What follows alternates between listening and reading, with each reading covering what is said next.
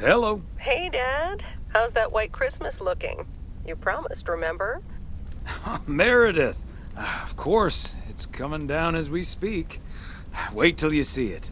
Great. I knew you wouldn't let me down. My plane lands Tuesday at 5:30. Perfect. How will you get here? Will someone pick you up? Obviously. I've got the best chauffeur around. His name starts with a T and ends with Amos Weiss. All right, then. I hear he's the best in the business. I'll make sure he's there. 5:30 sharp. Oh, thanks, Dad. See you soon. 2 more nights, Em. Can't wait to see you. Same here. Say hi to Mom for me. Bye, Dad. Bye, Em. Have a safe trip.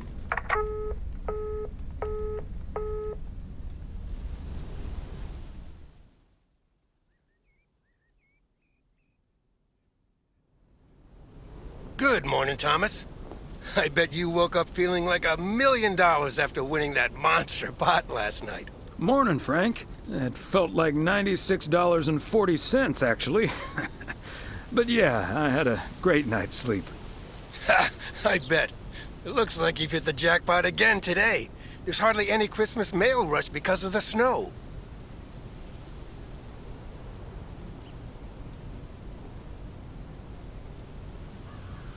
Great. The sooner I can stretch out by the fire, the better. Ha!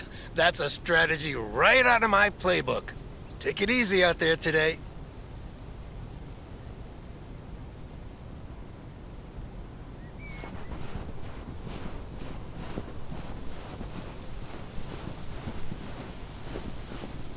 Providence Oaks, good morning. I guess I wasn't the only one that noticed all that white stuff lying around. I now have enough neo-positive pet peeves about snow to last me a lifetime. But don't let that stop you from calling in new ones. My answer machine can handle it.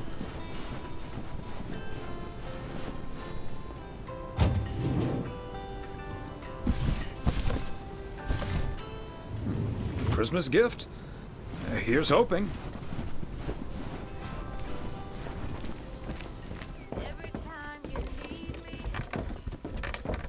Hey, Beth. How are you on this fine day? Thomas, hi. Business as usual. Nah, I'm just joking. The situation is not that dire.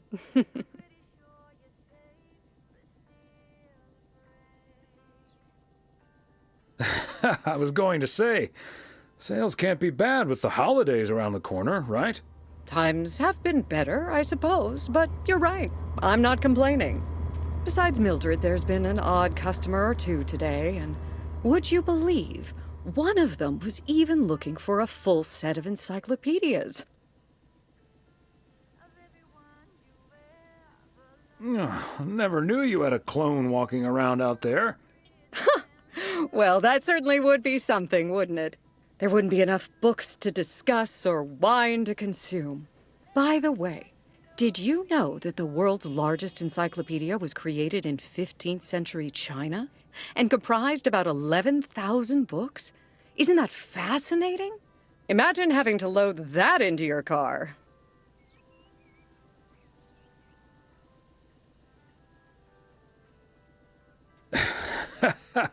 I don't think my trusty old van could take that. Or my bookcase, for that matter. Well, they do say a good book is easy to pick up, but hard to put down. Get it? How's Emily coming along with Christmas dinner, by the way?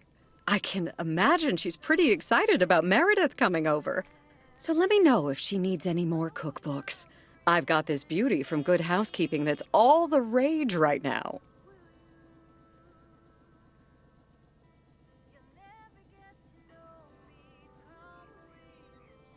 Oh, that might be a bad idea. I'm going to have my pants let out just looking at the cover. I suppose you're right. But don't you worry, I'll leave the cookbook.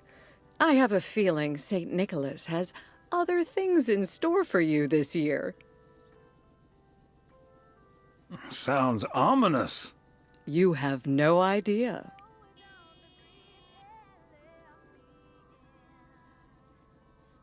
And what does St. Nick have in store for you this year? Doing anything special? I'm flying out to Georgia tomorrow to spend Christmas with my Daniel and his wife for a few days. We're planning a Hawaii 5-0 marathon. It's my guilty pleasure, and luckily it's theirs too. Ah, Dano. Give him my best when you see him. And his wife, of course. I shall. Right. I better get back to it and get ready for the New Year's sale. I've been in a perpetual fight with my pricing gun lately, so I need all the time I can get. And good things come to those who wait. I'll bring over your presents later in the week. I hope you have a Merry Christmas Eve tomorrow, and give my love to Emily and Meredith. Will do. And season's greetings to you two.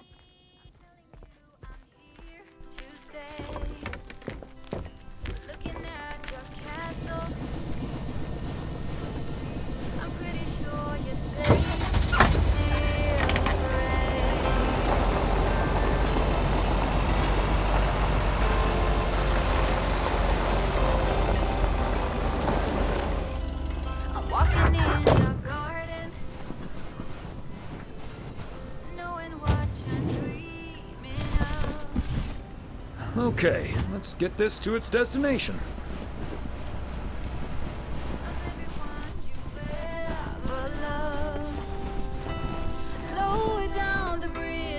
Hello, Angie. Long time no see. One package for you today. Thanks, Thomas. How's Emily? She's very busy. The motel's chronically understaffed. Ah, yes. This must be busy season at the motel. I do like it when out-of-towners come to visit our little hamlet, especially when they like movies. Apparently most of the rooms have been fitted with VCRs now. Should be good for business. So, what do we have here? Oh, right.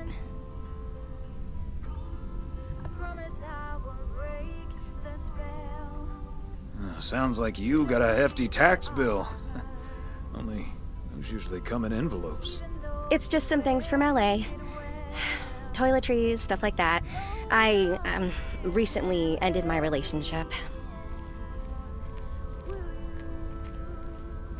Ah, I see. I'm sorry it's not a hefty tax bill instead. It's fine. It was my decision, and it was the right decision. The long distance thing just wasn't working out. Still, seeing your spare toothbrush, that shampoo bottle, a stick of deodorant, it just makes it so definite, you know? Like the LA chapter of my life is now finally completely closed. Well, I'll leave you alone with your thoughts. And your spare toothbrush. Merry Christmas, Angie. Merry Christmas, Thomas. My toothbrush and I bid you adieu.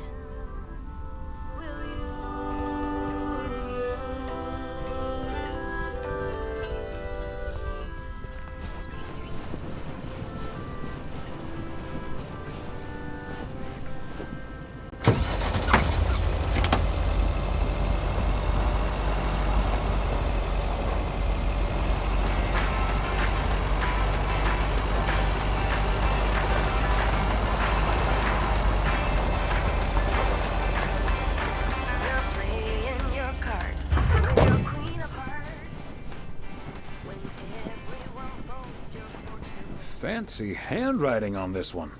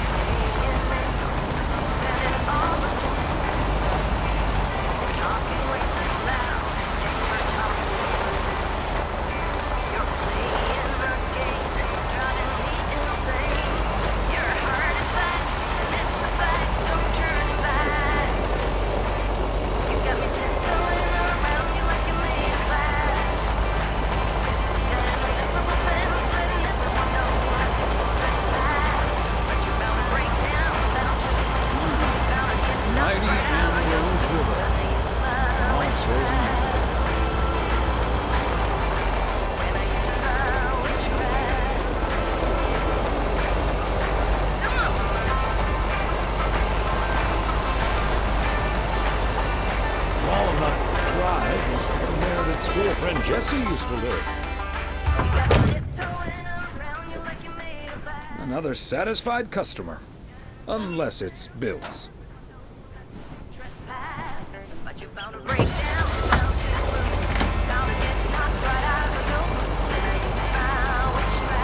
Walnut Drive is where Meredith's school friend Jesse used to live. I remember once, Meredith came home from school after learning about walnuts. She asked us if they were named after the street.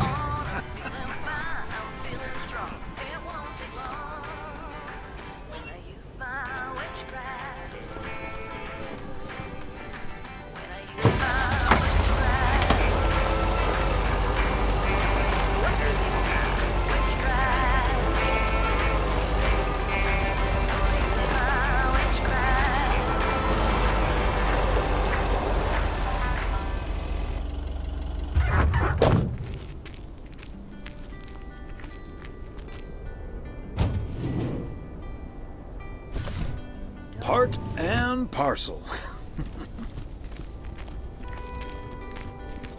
Just wanna watch the stars fall. But you don't wanna try to make up dreams. Just to be. Take care of that goose now, honk honk. Hi, Ben. Got a pretty hefty package here for you. Thanks, Thomas. I've been waiting for that one. Hi, Mr. W. Please, please, please tell me the mail truck needs a tune-up. Hey, Lori. I didn't know you'd already begun working here. Weren't you supposed to start in January? Yeah, she pestered me into allowing her to start a week early. Already put snow tires on half the town's vehicles. At this rate, I can retire before the end of next summer. But this truck's fine, Lori. I gave it a checkup for Frank less than 10 days ago. Ah, are you sure there's nothing I can improve on the old, what do you call this thing again?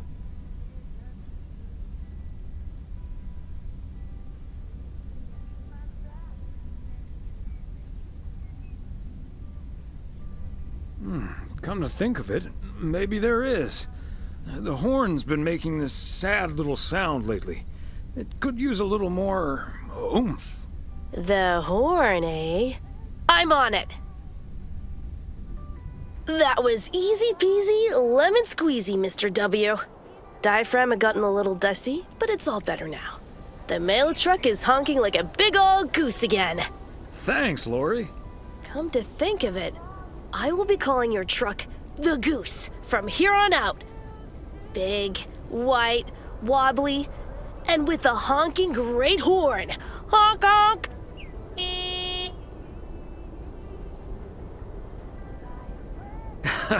And I will still be calling it the mail truck. Well, gotta be getting back to my rounds. Happy holidays, you guys. Thanks, Thomas. You too.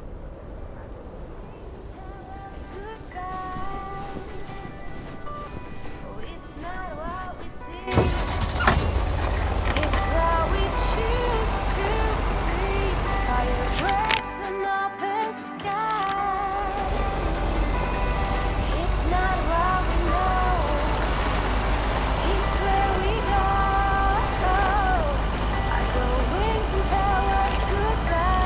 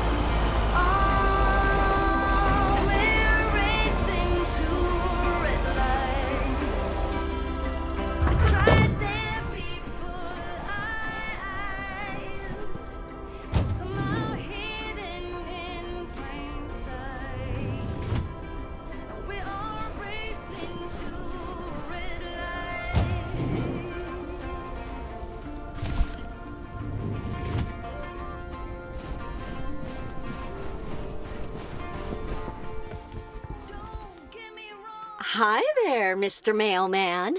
Got anything for me today? Hello, ma'am. Just one parcel. Thank you, sir. It's true what they say about mail carriers and snow.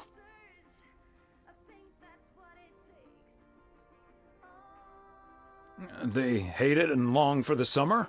No, that it makes them look even more handsome in their uniform.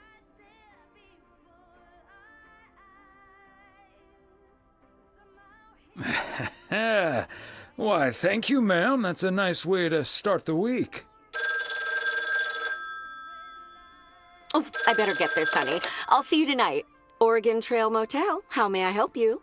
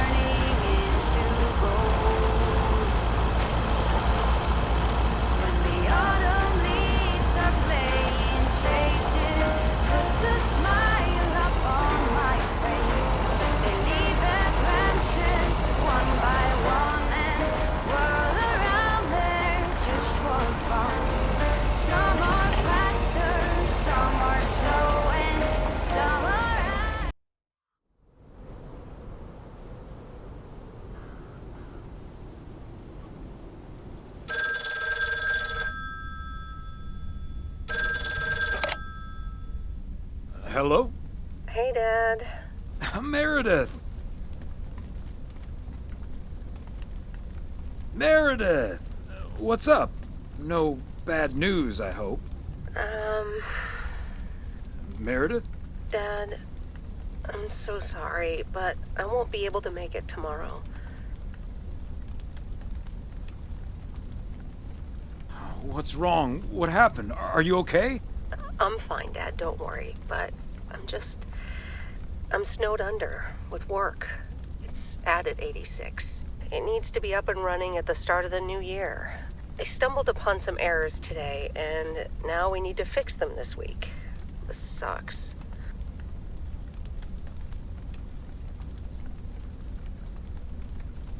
Yep, it sure does. Is that Steve guy pressuring you again? No, it's not Steve's fault. We've all worked so hard this year. Can't squander it all in the last week, right?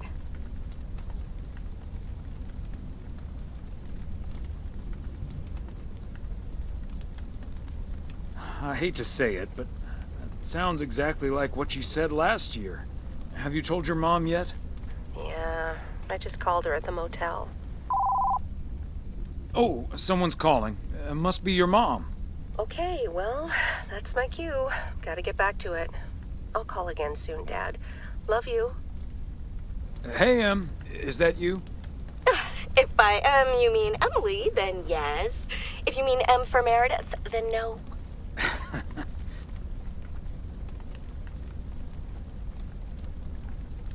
I just got off the phone with my other M, so I was pretty sure it was you. Oh, Thomas, don't joke around as if nothing's wrong. What else can we do? It's just Christmas. Well, just deal with it, like we always do. Why don't we invite someone else? Unless you're happy with just Mildred coming over. Just Mildred? You might as well go for rock bottom and ask Nancy to. Oh, yes.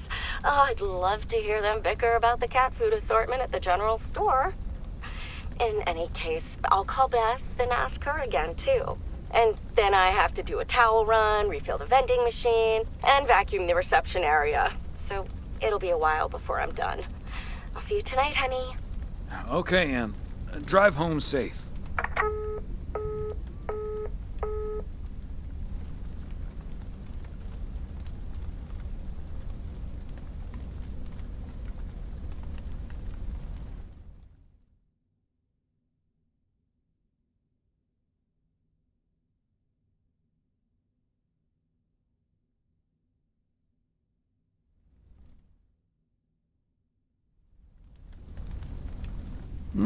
Major League Baseball umpires are required to wear black underwear while on the job, in case they split their pants. Golf is the only sport to have been played on the moon. On February 6th, 1971, Alan Shepard hit a golf ball on the moon. Because of the low gravity, it may have traveled more than a mile.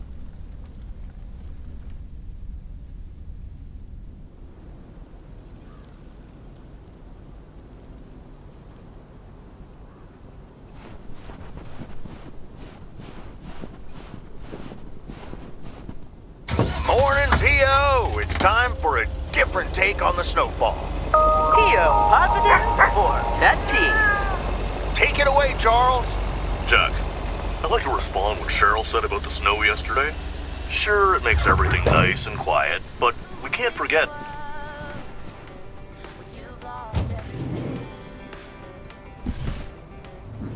Christmas gift? Here's hoping.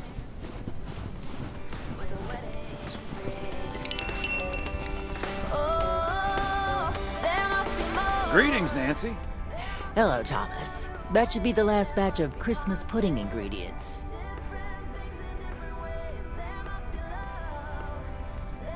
Sounds good. Is it for you or for the store? For the store, of course. I'm not gonna change my cooking schedule just because of Christmas. But isn't that the best part of Christmas? I'd rather save myself the time and effort. Fair enough. Have a good day. Happiness requires work every day.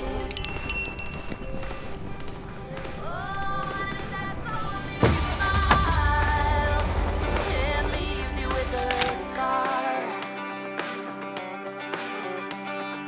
Don't let them tell you what you feel or who you are.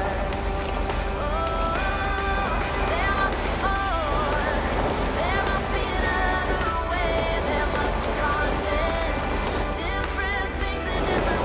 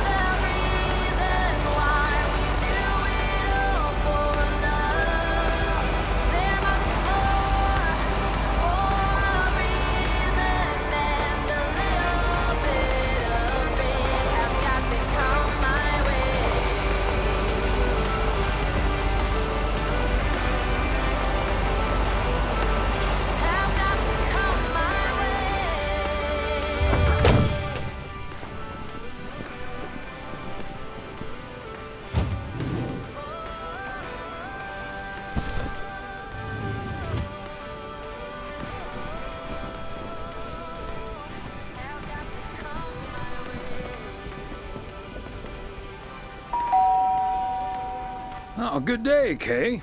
Hi, Thomas. I've got a parcel for you. Thanks. I'm sure Santa will be happy this arrived just in time. Anything I can do to help the old man out.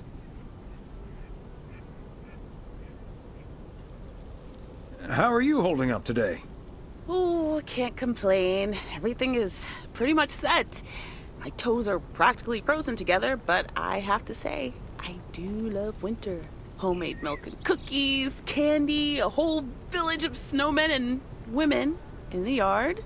Kids give you the perfect excuse to go all out with that stuff.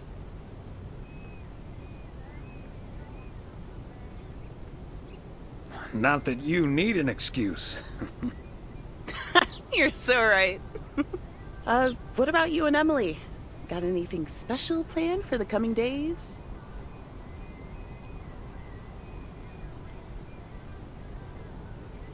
You know, just dinner with the family. And Mildred. She joined us last year. Watch out with the eggnog is all I can say. Good tip. I best get some more just in case. And maybe some antacid. Well, I'd best get on. I have to check on the oven. Or Santa will have to eat charcoal when he stops by tonight. All right. Best get back to it myself. Give our love to Barry and the kids. And Santa, if you happen to see him. Will do. You and Emily have a great Christmas too, okay?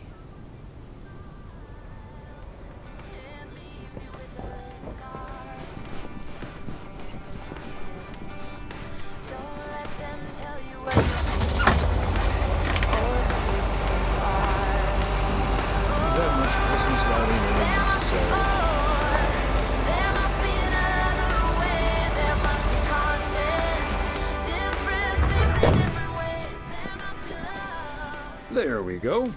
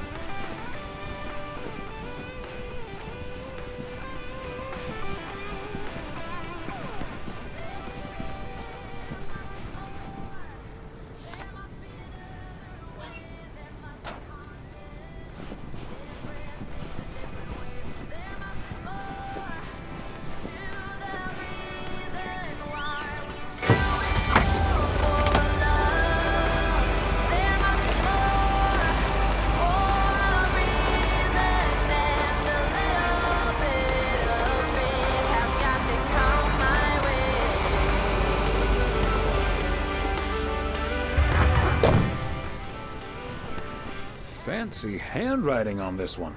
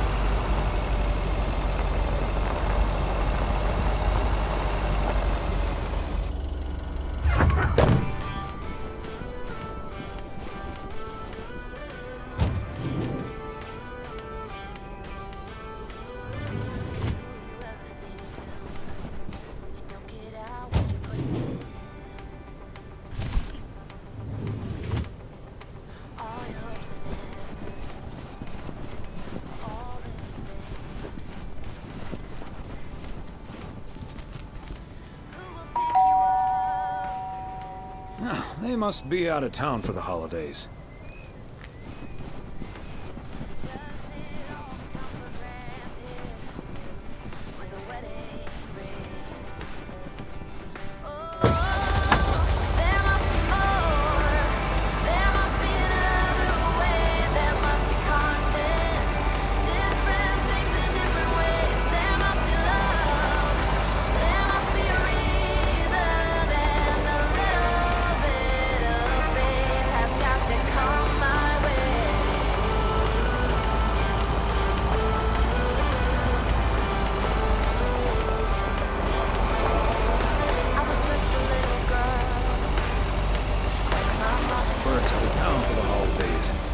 did ask me to keep an eye on this place.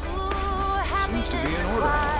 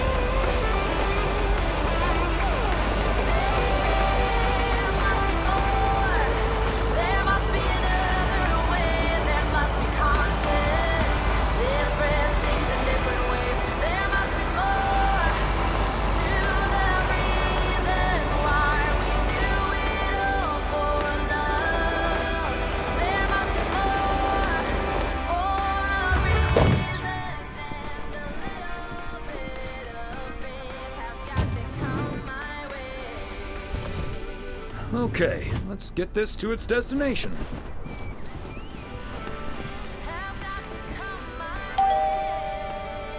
Wow, a visit from the Poker King. I humbly thank you for the honor.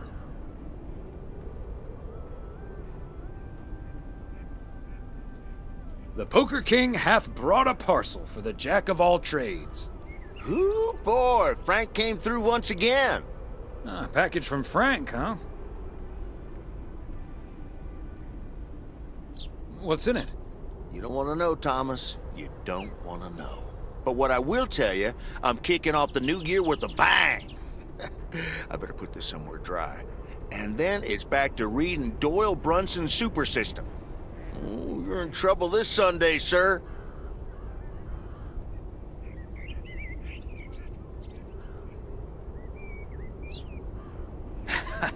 I'm glad I can blame the cold for my suddenly shaking hands. Nice spin, sir. Nice spin indeed. Anyway, later, Thomas, and take care on those icy roads.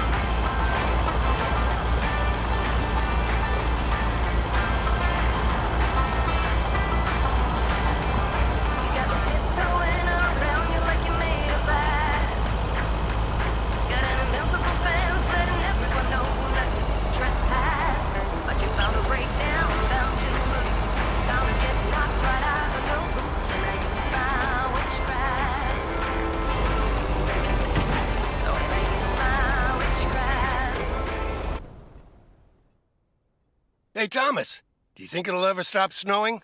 I'm glad it's the last day before Christmas break. Well, sorry, Frank. They're forecasting snow until at least the new year. But hey, about Christmas.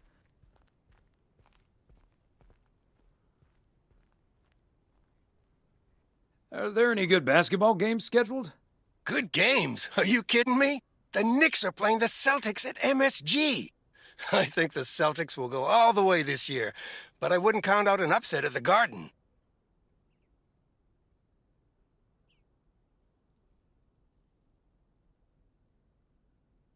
Don't get your hopes up. There's no way they can stop that Celtics front court. I'm gonna have to sleep on it, but you know I can't pass up a juicy bet. Hey, Thomas, before you go home, I need a favor. Can you help me with that guy over there? He said he's looking for a job, but I really gotta run now. Try to find out what he's made of, okay? Good luck. Hello, young man. I heard you were looking for a job. My name's Thomas Weiss, and I've been working for the Postal Service for nearly 40 years. Hi, I'm Matt Kearney. I'm glad someone finally showed up. Nice to meet you, Matt.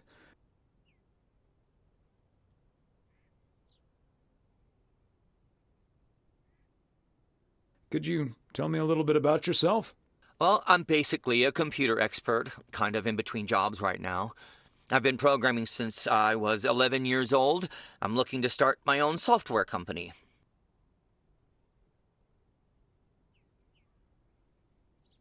That's great. So you want to save up some money to start your own enterprise one day? Bingo. I'm already working on it at home, and whenever I have time in my schedule.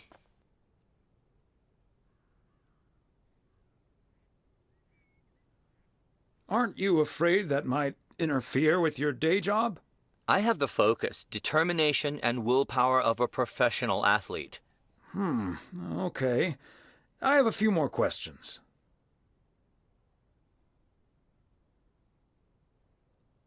Do you enjoy working with customers? I think everyone would enjoy someone who skips the small talk and gets the job done as soon as possible.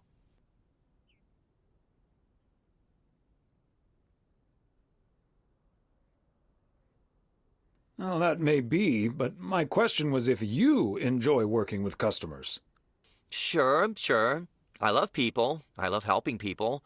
Could we wrap this up now, please? I don't think working here requires an extensive interview process. I'd like to ask one more question, actually.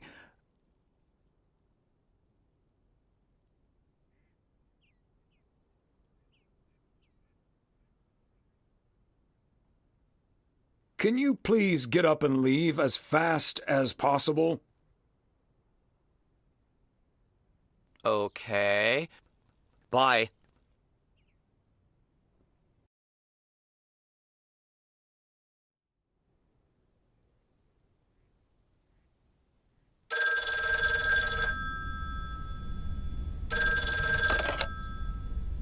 Yep, hello.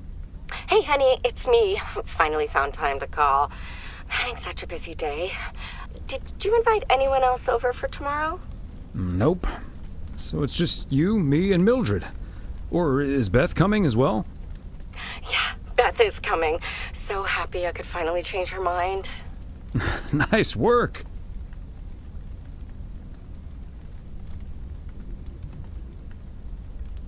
It also means a little less Mildred. Oh, Thomas Weiss. No, this is not funny. Mildred is a sweetheart. And you better wear the Christmas sweater she knitted for you last year.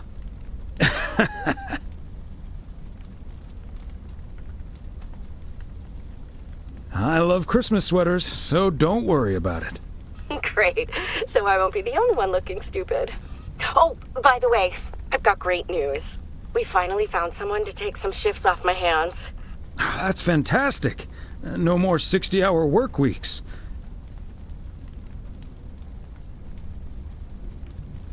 Do you know who it is? I wasn't at the interview, but I was introduced to him after he was hired. Did he seem like a nice guy? I don't know. He didn't say much. His name is Matt Kearney. He said he's going to completely overhaul our computer system. That's the guy I interviewed this afternoon. Really? Did you like him?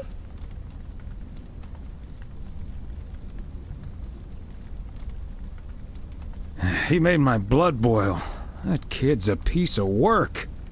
Yikes. But it doesn't matter. He'll be taking the load off my shoulders. And I won't be working alongside him anyway. You'll probably see him more often than I will.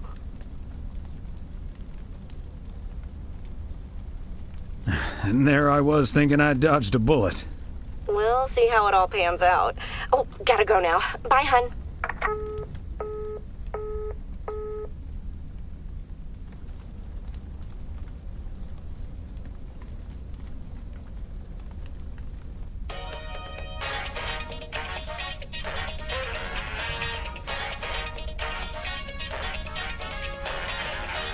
Guten Tag. I am Klaus Kartoffelkanoodle.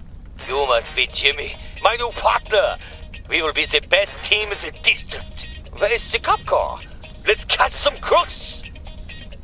You don't like to talk much, Jimmy? I need a friggin' coffee. Yeah, coffee and your real donuts. I love it.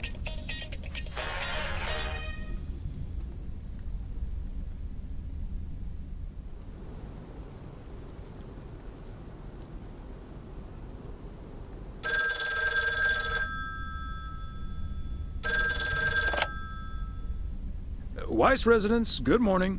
Hey, Dad. It's me. Hey there, Em.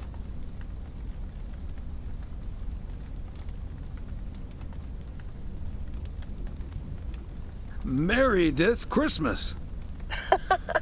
I was hoping to hear one of your special holiday puns. Merry Christmas to you, too. I wish I was in PO right now.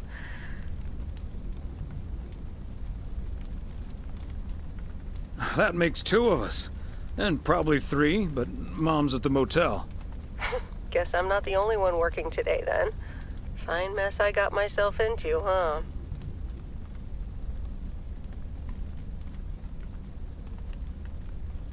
Yeah, it's not perfect, Meredith, but you'll be okay. Thanks, Dad. I think I will be. Work's progressing nicely, actually. And Tess is coming over later. She's also stuck here. We're going to try to cook up some semblance of a Christmas meal. Well, that's good to hear, Em. But I'm glad the other Em will be in charge of my Christmas dinner. Can't disagree there. Her lemon mashed potatoes alone blows all my cooking out of the water. Oh, that reminds me, I need to try to pry that secret recipe out of her. I'm gonna call her at the motel right now. Thanks for talking, Dad. And Meredith Christmas. Missile Thomas wishes you the same. Oh, I did not hear that. Love you.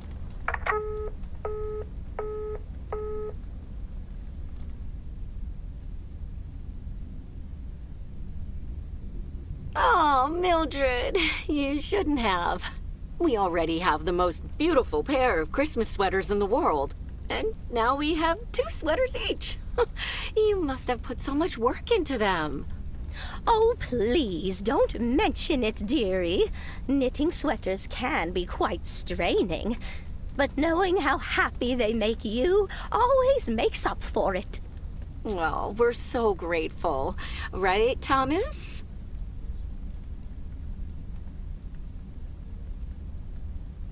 They're beautiful.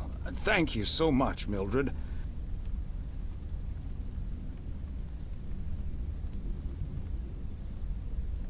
They're so comfy and colorful. If only it was Christmas every day. Oh, Thomas, that makes me so happy to hear. I can't wait to start working on next year's designs. I've also made sweaters for Frank and Jack and Robert and Bert, but they all said that wool gives them an allergic reaction. Isn't that a coincidence? Beth, I hope you aren't allergic to wool. You're not going to believe the coincidence, Mildred, but yes, I actually am. And it's such a shame. If only I, too, could celebrate Christmas wearing one of those beautiful sweaters. Anyway, Emily, would you be a darling and pass me the peas, please? Peas? I don't... Oh, you mean the string beans. I suppose peas would have gone lovely with the meal as well, now that you mention it. Right, Thomas?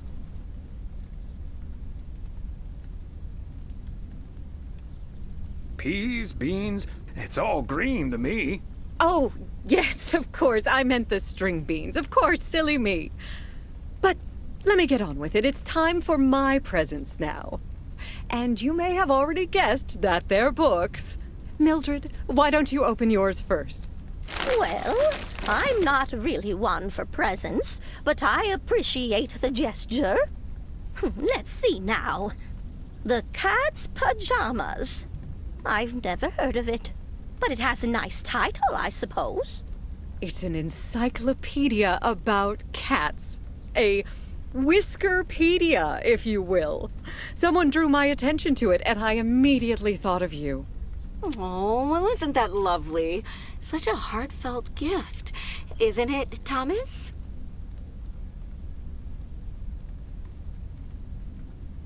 Maybe you can start knitting your cats some pajamas now. Well, they do like balls of yarn. Thank you, Beth. It was my pleasure, Mildred. And now for Emily's gift. Oh, why, thank you, Beth. I do always appreciate your taste in books, so I'm looking forward to The Countess and the Carpenter. Ah, would you look at that? Is this a romance novel? I've never really read one of those. Right in one guess, Emily.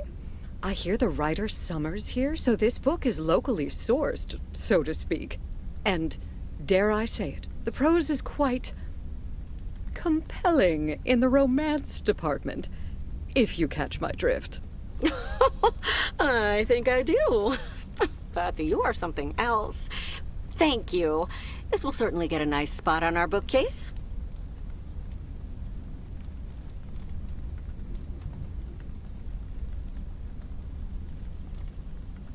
I don't think I'll ever read it, but sure. Well, I'm looking forward to reading it already. Thank you so much, dear Beth. You're welcome, Emily. I'm sure you'll love it. Okay, Thomas, it's your turn now. Let's see. Crazy sports facts 2. Even more crazy sports facts.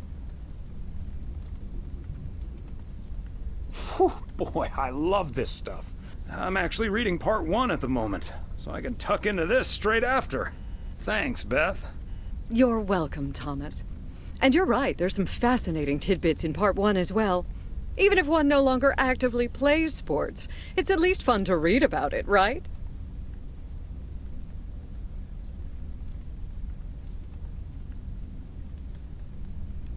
Hey now, kids playing basketball still regret it when they challenge the mailman for a game of horse. Well, there's no shame in admitting that you're not getting any younger, Thomas. In fact, none of us are exactly spring chickens anymore. Things like your arthritis can't magically be wished away by positive thinking. You're right, Emily, but let's not burden our lovely guests with this right now. Who's up for some blueberry pie? Speaking of blueberries, my bridge partner, Edna's niece, discovered this mole last week. Hold that thought, Mildred. I really need to take this. Hello? Hi there. Could you put me through to Meredith Weiss, please? Excuse me. Who is this? Oh, it's Steve. Steve Mitchell from work. Is Meredith there?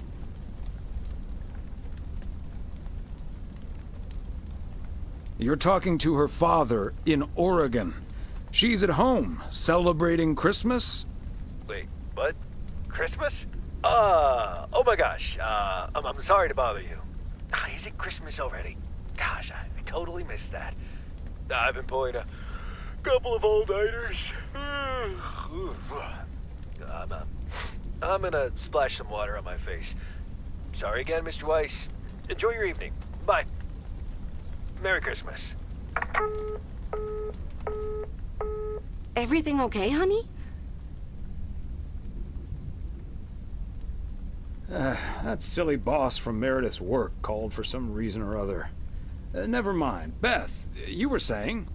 I wasn't actually, but I was looking for a way to say this, and now's as good a time as any, I suppose. My dear friends, I am leaving Providence Oaks. What? You're what? What's that, dear? Are you serious? Well, before we move on to the sad part, let me first tell you the good part. Ladies and gentlemen, I am going to be a grandmother. Oh, Beth, that is amazing. Well, I'll be. Whose mother? I mean, congratulations. Yes, my son Daniel and his wife are expecting. Isn't that wonderful? But, and here's the proverbial kicker, you may remember that they moved to Savannah, Georgia a few years ago. So if you put 2 and 2 together...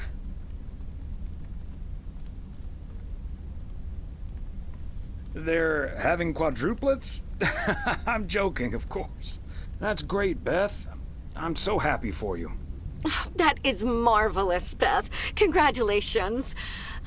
I wish you and your family all the happiness in the world. But I'll miss you something terrible. We all will. But we have to toast to the good news. Thomas, go pour us some brandy and I'll get the pie. Oh, Thomas, would you have any antacid? That eggnog is starting to stir up something indiscreet. On it. Now, let's celebrate this wonderful evening, ladies. Here's to a lovely old Christmas spent with good friends. Hear, hear. Hear, hear.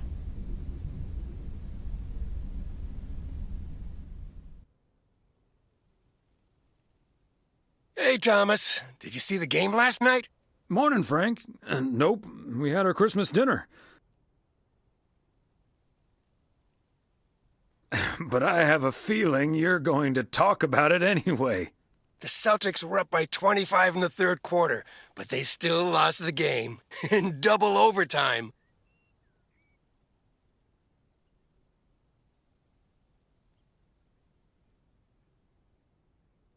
Wow. I thought the Celtics had a great team. They do, and I'm still betting on them to win it all this season. But betting against them sure paid off last night. Nice move. Good luck, Frank. Thanks, Thomas. Have a good one today.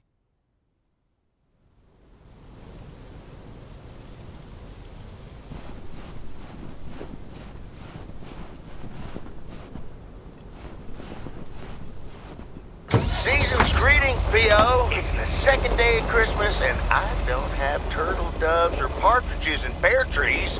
But you know what I do have? P.O. positive or pet peeves? Season's greetings to you too, Jack. It's, Angela here.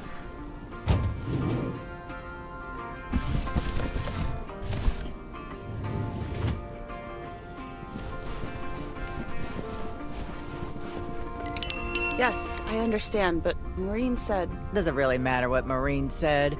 I can't help that her orders have been delayed because of the snow. She should have just ordered sooner. It's not like New Year's Eve appeared on the calendar out of nowhere. That's true, but it was only 2 weeks ago that she decided to throw a celebration at the diner. And once we're sure we can host a proper party for everyone, you are also invited. That sounds an awful lot like blackmail to me. Please come to my party, Nancy. But first, hand over a football team supply of cheesy dip, quiche, and sloppy joes. I'm sure she didn't mean it that way, and I'm sure you're more than welcome either way. But I have to run now. Bye, Nancy, and hi-bye, Thomas. Bye, Kay. Maureen Hennessy strikes again.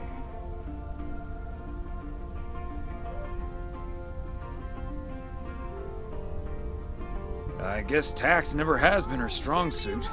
That's one way to put it. One thing's for sure, she does not know how to run a business. Always bites off more than she can chew. And now I'm supposed to come to the rescue?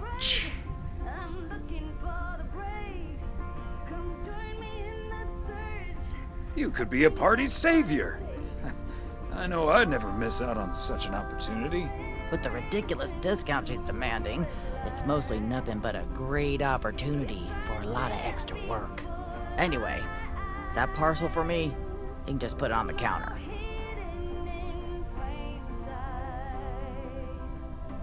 Sure thing, Nancy.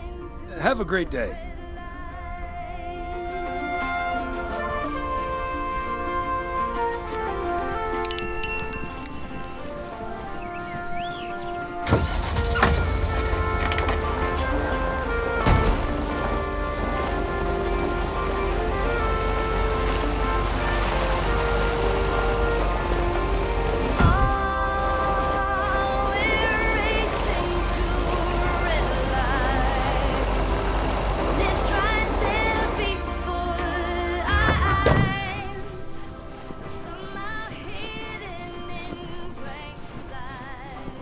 Another satisfied customer. Unless it's Bill's.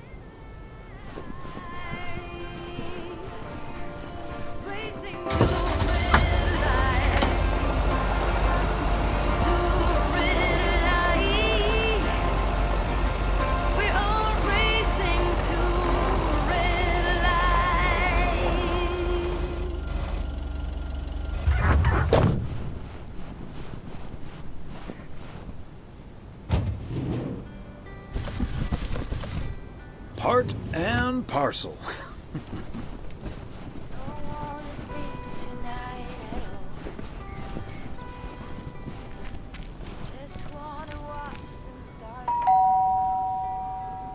The Kovacs family always heads to Arizona in the wintertime.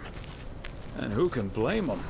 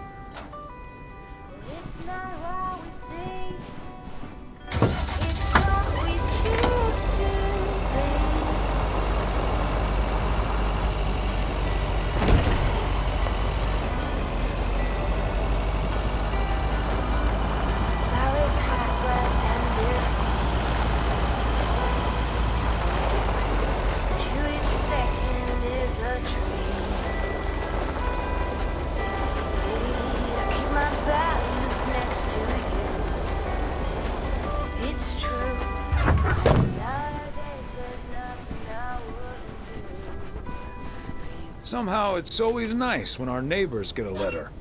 Here's to you, Andy and Toby.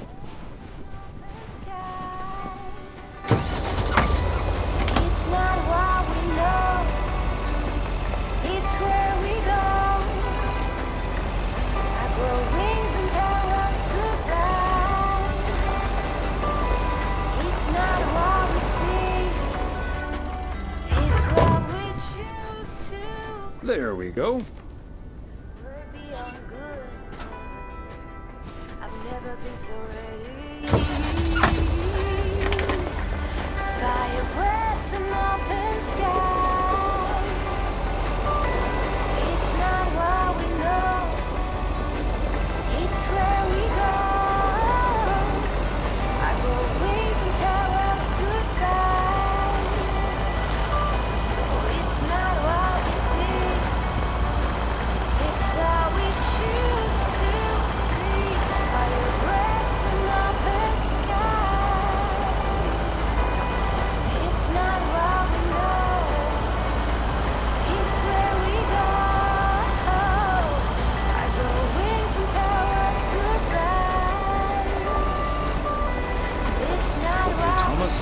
Just keep the wheel steady and trust the snow chains on the tires.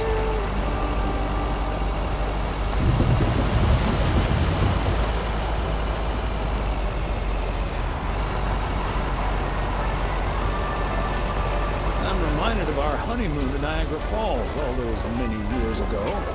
A little more impressive than our local waterfall, but not by much. Ah, Ah, the parcel, Thomas. Don't forget the parcel.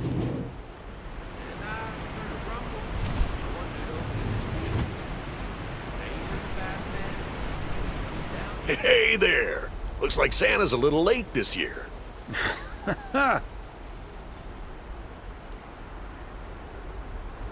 That's what you get for not being a good boy, Robert Harris. Let me try to make it up to you. Take that heavy load off your hands. That must be the fire pit I ordered. Now I can finally go ice fishing without freezing at the same time. Ice fishing? And here I thought there'd be no more fishing until spring. Don't knock it till you've tried it, Thomas. Bert's out of town, so I could use someone else to talk to. Not that Bert talks that much. How about it? Tomorrow evening? Sure, let's do it. But you better make sure that fire pit is working. Perfect. I'll bring all the gear, but feel free to bring some booze. Hey, did you have a nice Christmas, by the way? I've had better. My daughter couldn't make it. Sorry to hear that. Anyways, I won't hold you up any longer. I need to assemble this baby. See you tomorrow, Thomas. I'll come pick you up.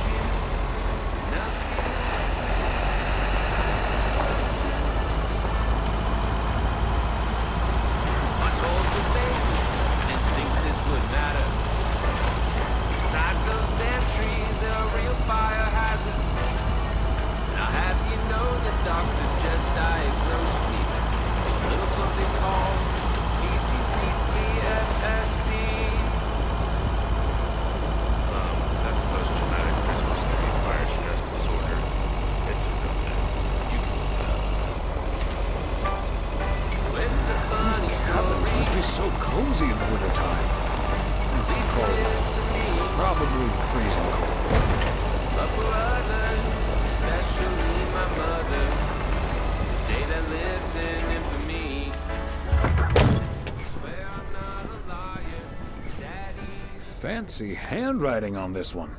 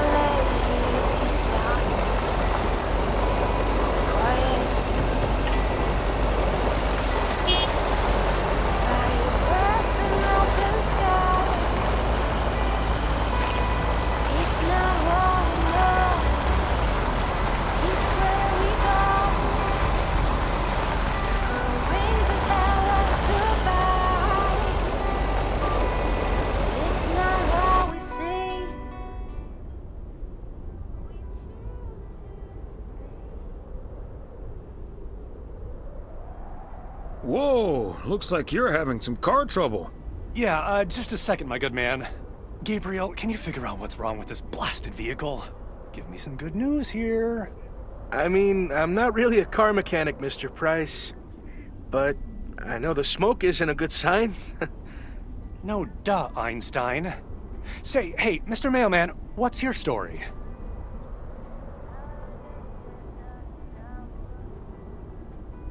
I'm just here to deliver a package, sir. Oh, is it for me? And by any chance, would there be a fully functional car in that package? I'm afraid it's a little too small for that. Maybe a dinky toy, though. Well, then what do I care? What's taking Ilsa so damn long? Gabe, if you don't know what you're doing, then why on God's green earth are you fiddling around with that engine? Just thought I'd pop up in the hood, Mr. Price. What with the smoke and all? It needs to vent. Needs to vent, huh? Never have I felt more like a busted car engine. God! I'm dying in this podunk country-ass town. Bunch of freaking yokels. So, hey there. I see you've already had the privilege of the full Connor Price experience.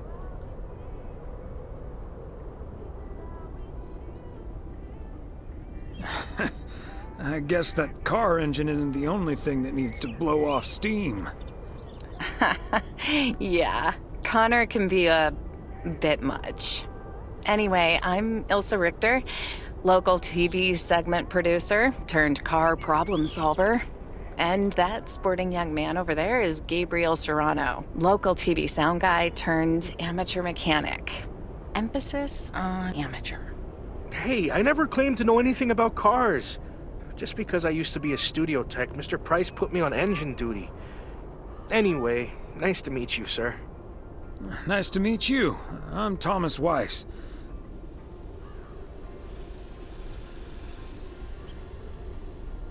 And as the local mail carrier, I know just the guy to fix your car problem. If you mean young car service, I'm way ahead of you, Mr. Weiss. They're on their way right now. That's great, Ilsa. You're an even better car problem solver than you are a segment producer. Flattery will get you everywhere, Gabe. That must be Ben Young. You're in capable hands. He'll have you fixed up in no time. God, I hope so. We need to get to Melville, and we're already way behind schedule. Hey, Mr. Mailman. Come in here for a second, please. Excuse me. Duty apparently calls. Happy travels.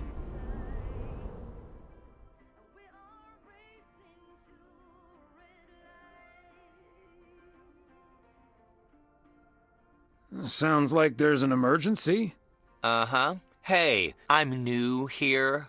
All of a sudden, I have to check in 3 people at once who want their own rooms. Separate but close to one another, all equipped with TV VCRs. And, well, long story short, I need to reach Emily Weiss, stat. I'm guessing the local post guy would know where to reach her.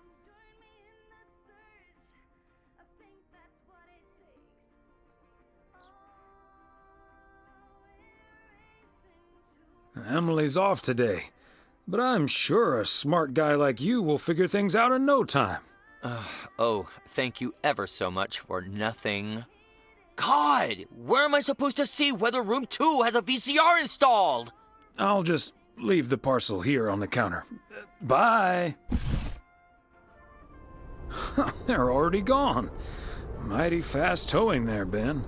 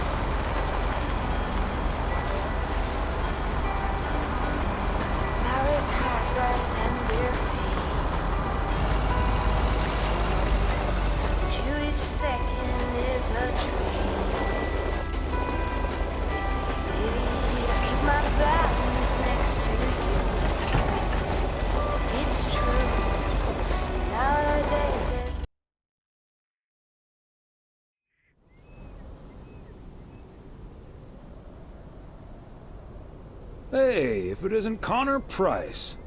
Oh, that's him, huh? He's taller than he looks on TV.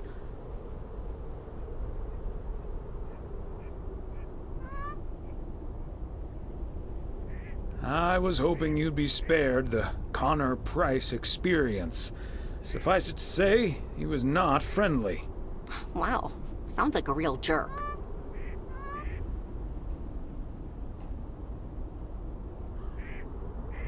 Hello, Mr. Price. Still fuming, I see. Well, hey there. Good to see you, man. Yeah, I guess smoking is a slightly healthier way to blow off steam. Especially since we've had a bit of change of plans. Oh, hi, ma'am. I don't think we've met. Connor Price, KNW6. Welcome to the Oregon Trail Motel, sir. Better get to work, honey. I'll see you tonight. Okay, what's up with her? Christmas hangover?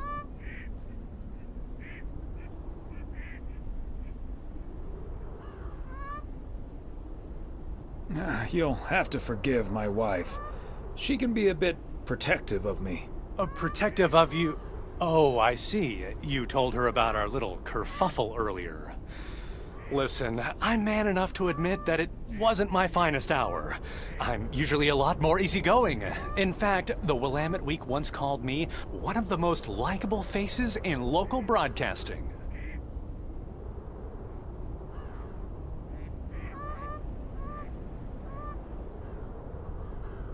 Well, my grandma used to say that it's easy to be nice when everything's fine. Staying nice when you're under pressure, it takes a bit more effort. Well, when my car isn't breaking down during a tight shooting schedule, I'm a pretty swell guy. Believe me, that's the price guarantee.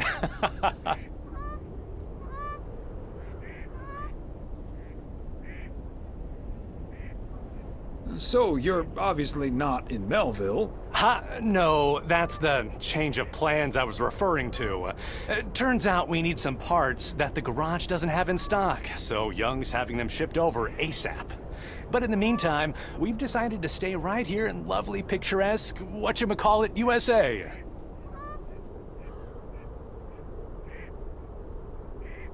It's Providence Oaks, P.O. for short. Yeah, well, to be honest, all these little villages look pretty much the same to me anyway. See, we're supposed to be shooting some remotes on local end-of-year festivities and such. A grand kickoff to our special series on small-town American life. And it doesn't really make much of a difference if we start here or in freaking Melville.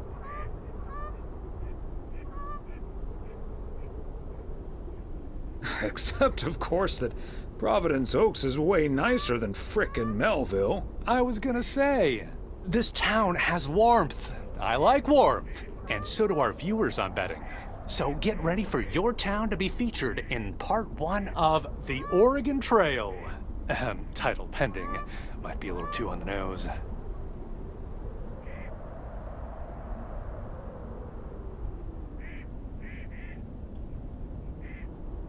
That is the same name as this motel, so I guess it isn't particularly original. My wife works here as a receptionist, but she's not the one who named it. See, this is what I'm talking about. Real conversations with real Americans, right? But as fun as this is, I should be turning in. The three of us each got our own quaint little room. Mine's non-smoking, unfortunately. Still beats Gabriel's. His doesn't even have a TV. Can you believe it?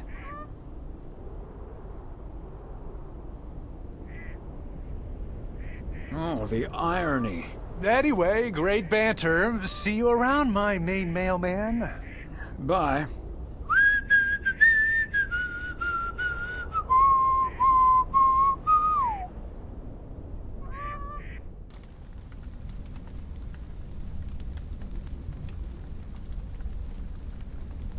The yo-yo started out as a weapon in the Philippines during the 16th century, before being introduced to the United States as a toy in 1929. It weighed 4 pounds and had a 20-foot cord. Australian rower Bobby Pierce won the 1928 Olympic Games against 8 other competitors, even though he stopped during the race to let ducks pass in front of him.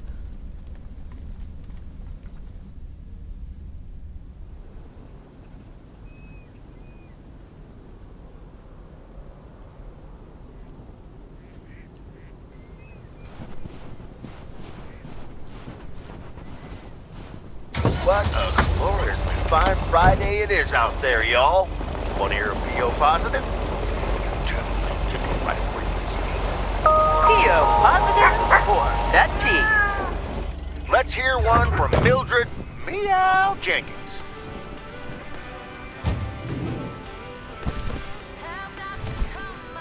A belated Christmas gift? Maybe.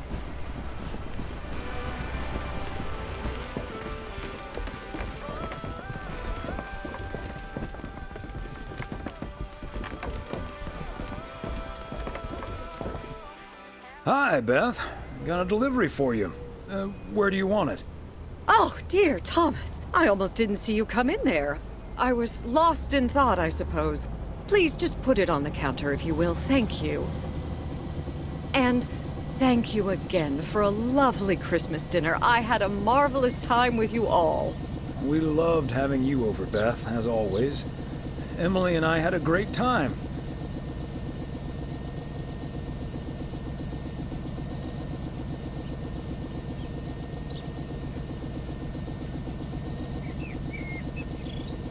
But about that news of yours. I was afraid it would perhaps put a dampener on the evening, but I was happy we could celebrate together nonetheless.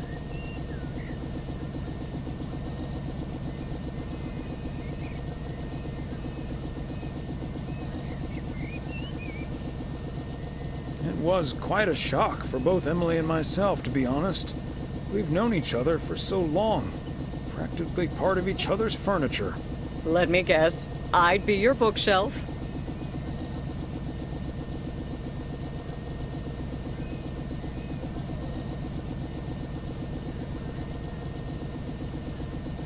Yes, and we'd be your mailbox. Or I would be, I suppose.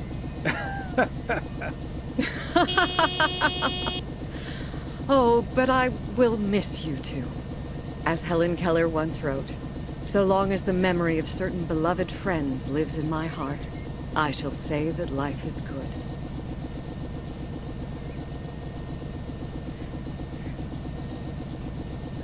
You're like a walking library, Beth.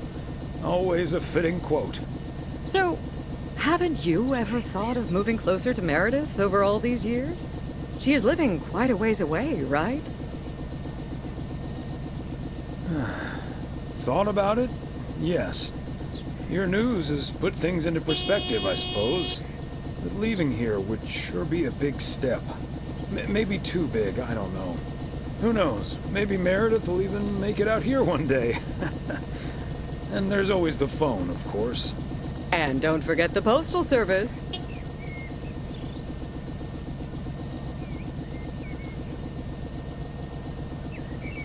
Binding the nation together. Well, I won't keep you any longer, Thomas. I need to sort through this new delivery you've just brought in.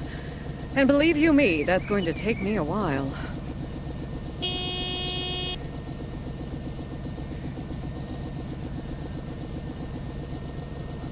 I understand. It's best to take your time with things like that. Exactly. Whether one likes it or not. Until next time, my friend. Up and at 'em. See you, Beth.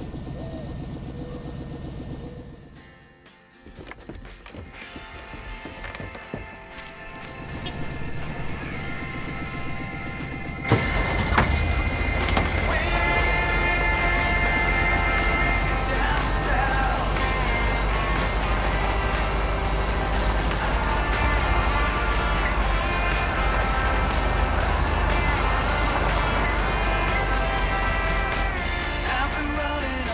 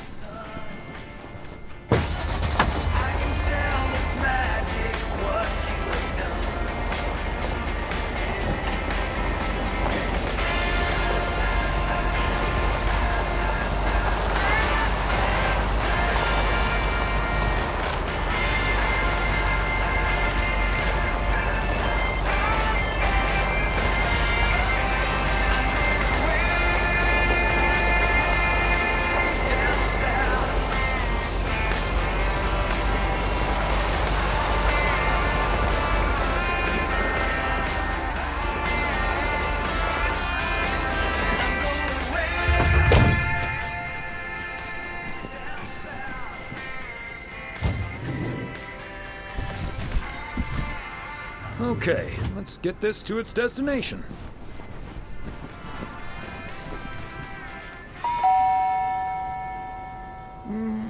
Nobody's home.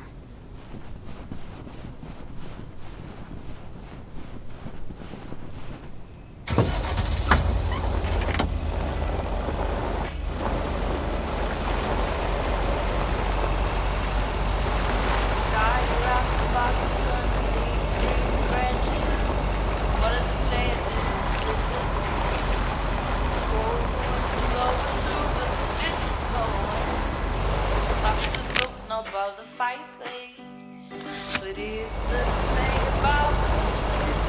They say it don't mean nothing unless you got somebody else to share it with. But I'm alone this Christmas, and I'll be okay. I'll have my own kind of special holiday. You think I'd be blue? Another satisfied customer. Unless it's Bill's. But on Friday under the color lights alone, here alone at Christmas time.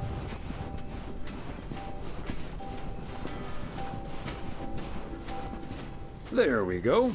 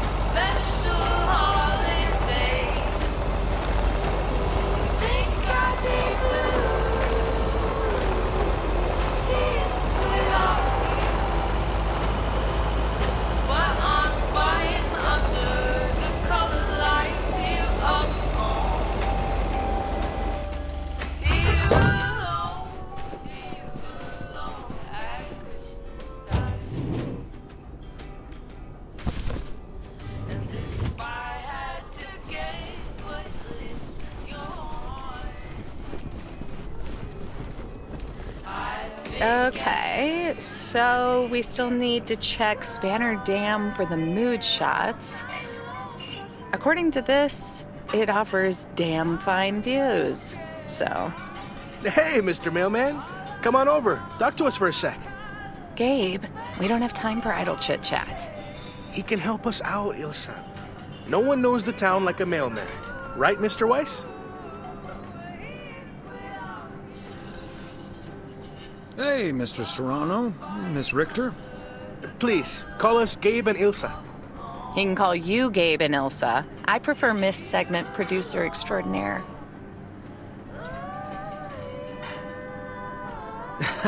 You two call me Thomas then, please.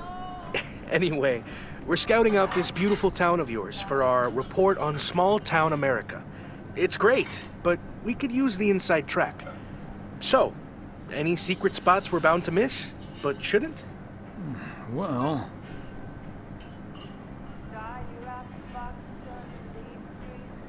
The watchtower up at Eagle Peak. You can take in the view among the treetops. But make sure you watch out for those creaky steps. Oh, hey, Maureen. Now, here's your coffee, folks. Sorry for the delay. Faucet's been acting up again, which should have been fixed yesterday. Oh, you want me to check on it, Miss Hennessy? Oh, now look at you. My knight in woolen armor. Would you, dear? I can take a look. Well, isn't that nice of you? Back of the kitchen, honey. Ashley, someone who does know what he's doing is coming in. Show him where the busted faucet is. And stay out of his way. Ashley's a sweetheart, but when it comes to fixing things, that boy is all thumbs. See, this is what the segment should be. Interacting with the townsfolk, helping out. I love it.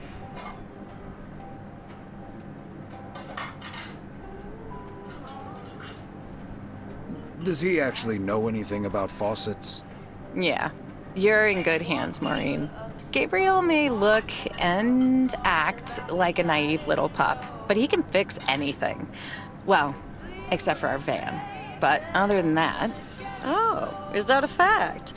Well, in that case, I can think of a few more things he could fix around here, if you catch my drift.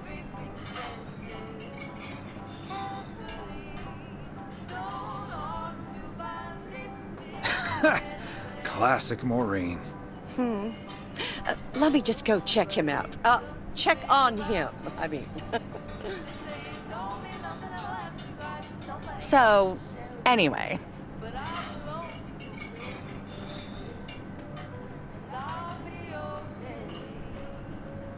So... wait. You had the Connor Price experience the other day. Have you recovered yet? I actually encountered him outside the motel yesterday evening.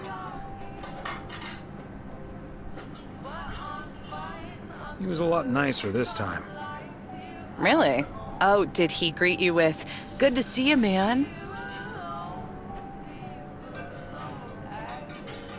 Yes. How did you know?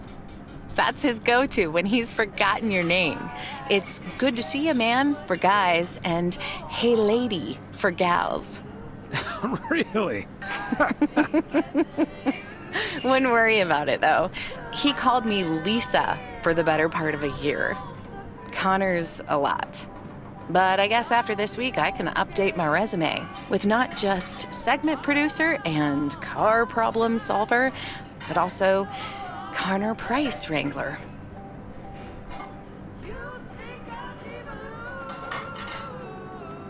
Gabriel seems very nice, though. That should make things easier. Oh, yeah. He's a big old puppy dog. He's as uncomplicated as Connor is complicated. So that's a welcome antidote. Well, now, sounds like someone is getting a little warm under the collar for our Gabriel. Just between you and me, honey, I have a hunch that feeling is more than mutual.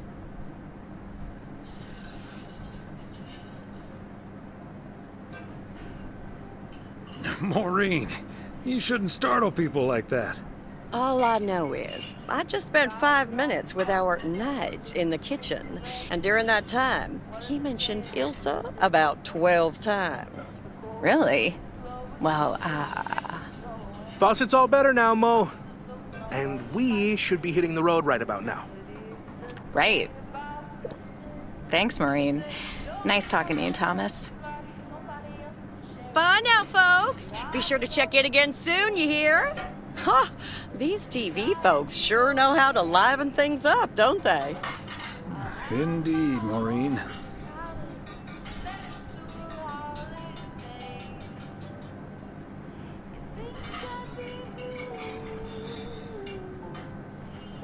You haven't even met the main event, Connor Price. Oh, that reminds me. You know about my little New Year's Eve shindig, right? I'm counting on you and Emily. We'll party like it's 1986. Because it will be.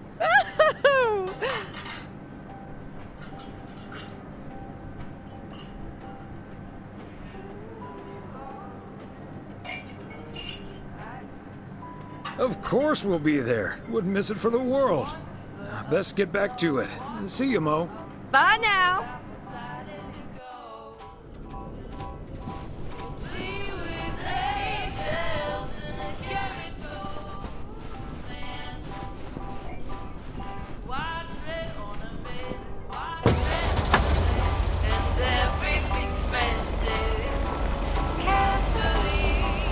Don't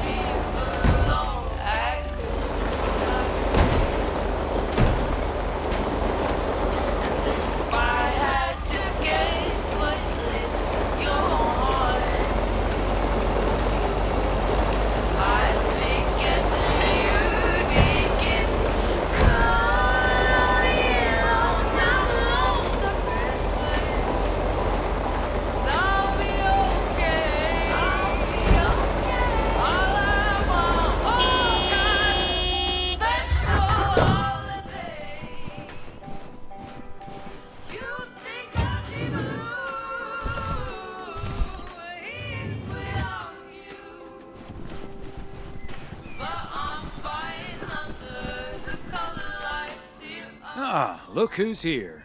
Hey, Thomas. Yeah, I needed to take care of some stuff. Hardly any customers at the post office anyway.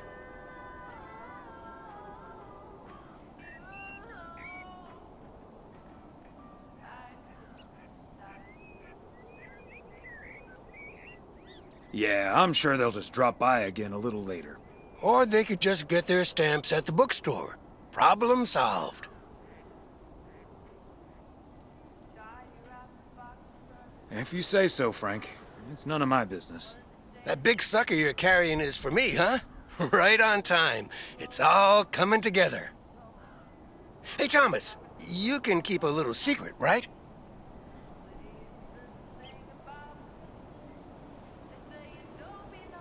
Not if it gets me into trouble, Frank. Don't worry about it. It's not a big deal in any case. A buddy of mine was able to get his hands on some premium quality fireworks. I'm selling them with a nice profit. And anything I can't sell, well, let's just say you want to be outside Moe's Diner when the clock strikes 12 on New Year's Eve. Frank, that sounds illegal and dangerous.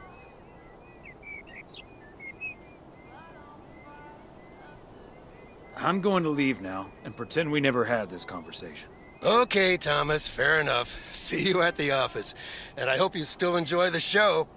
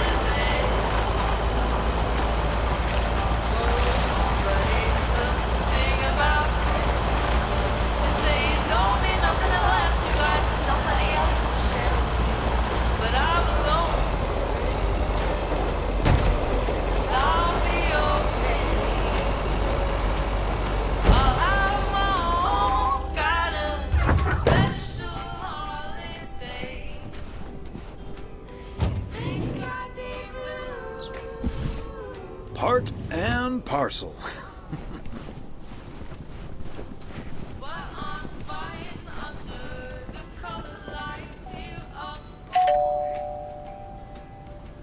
They must be out of town for the holidays.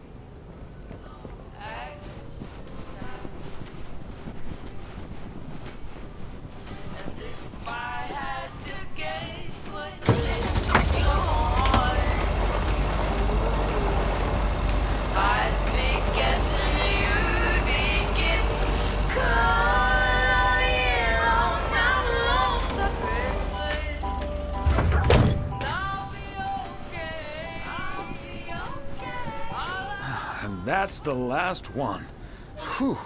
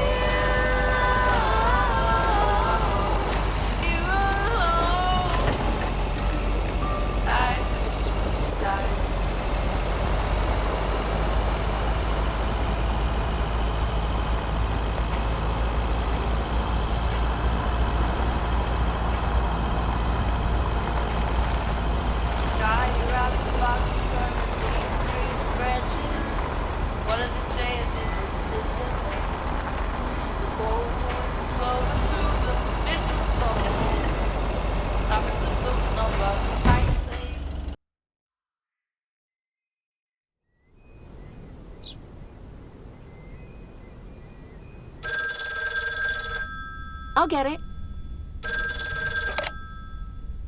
Hello? Very good evening. Am I talking to Mrs. Emily Weiss? Yes, sir, that would be me. fantastic. It's a pleasure to talk to you. My name is Christian Carmichael, and I represent Fly into Florida.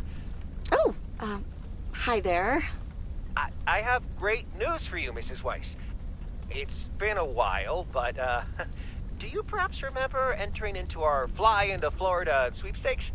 Now that you mention it, I think so. Yeah. Was that the one on the back of the juice carton? That's the one. And I am more than happy to tell you that you are the winner of the grand prize. The grand prize? Wow, fantastic. I'm afraid I've forgotten what it was. Could you refresh my memory a little bit? No problem, Mrs. Weiss. You have won a 2-week trip to Florida for 2. Wow, Florida? Really? I won? I have never won anything in my life. Hold on, I need to tell my husband. Honey, we won! I'm talking to a gentleman from Fly into Florida, and he says we've won a 2-week holiday for 2.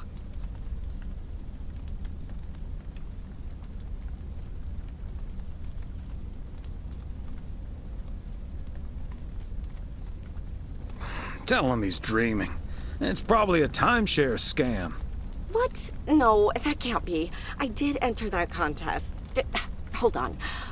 My husband is unsure if this is really true. I mean, you do hear a lot about phone scams these days. We'll do our absolute best to take away all your concerns. You've got plenty of time to let it all sink in. Next, we'll be sending you an extra special envelope. It will contain a confirmation letter, airline tickets, hotel tickets, and I totally forgot to say this earlier, a $500 check covering any additional expenses. Wow, I can't believe this is happening. Well, it most definitely is, Mrs. Weiss. And we'll be making sure you both have the time of your life. There's one thing I must stress. The dates can't be altered. So if you have plans for the first 2 weeks of September, this would be a great moment to change them. And I hope this answers all of your questions for now. Congratulations on winning. And we look forward to seeing you fly into Florida.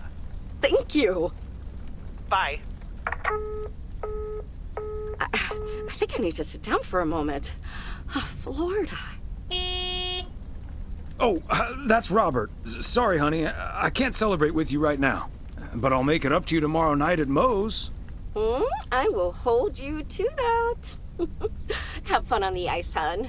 And when you start to freeze out there, just think of sunny Florida.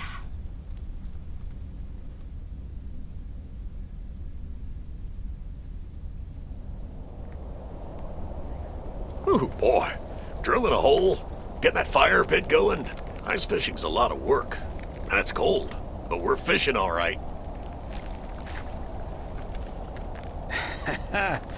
Great stuff, Robert. Thanks for taking me along. No problem, Thomas. Wouldn't have enjoyed it half as much by myself. Man, it's nice out here. This setting could use a guitar.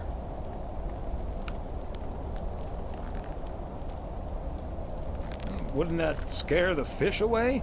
Especially if you start singing. Thank you, Thomas. Your honest feedback is much appreciated.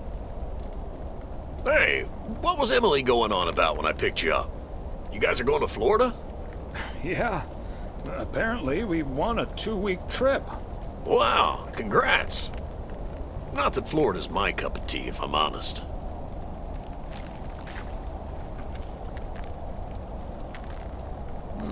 Someplace else you'd rather go?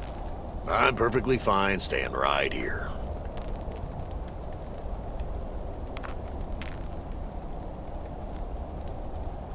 And you're probably perfectly right, Robert. Yeah, I'm not always perfectly sure about that. Could be that I'm a little stuck in my ways. But at least I'm not desperately looking for the one, you know?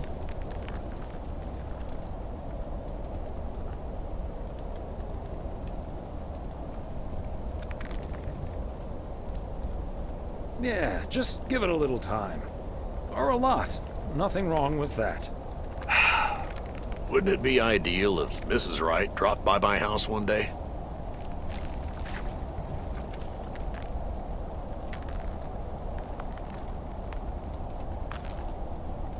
Wouldn't it also be ideal if we caught the winning lottery ticket from this here frozen lake? Let's drink to that. Would be a shame if Emily filled that flask of yours for nothing. Ha! Finally, a sensible remark. Cheers! Now let's catch a fish and get the hell out of here.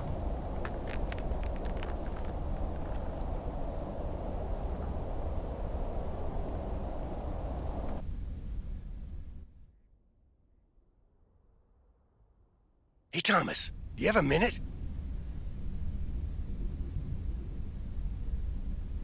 As long as it doesn't get me into trouble, Frank.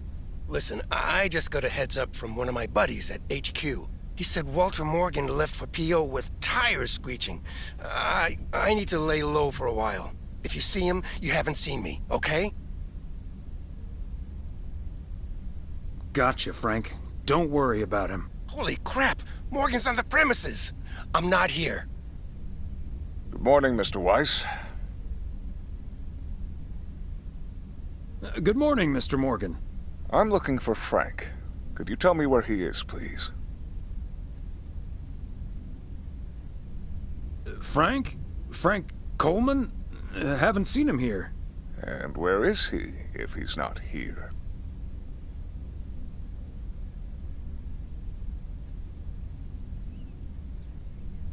He's probably out delivering. Could be anywhere. I guess I'll have to be patient then.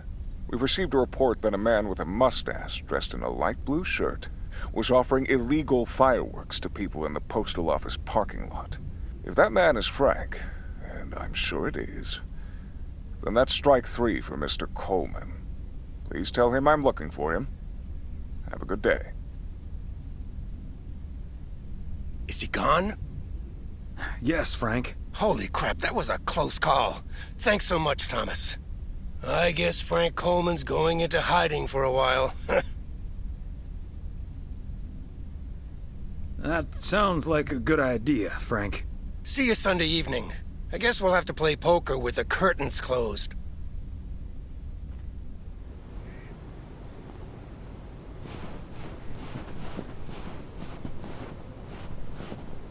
Happy Saturday, everyone. Get ready for a pet peeve from Joseph. P.O. positive or pet peeve? Jack, I've been watching that TV series everyone's been raving about.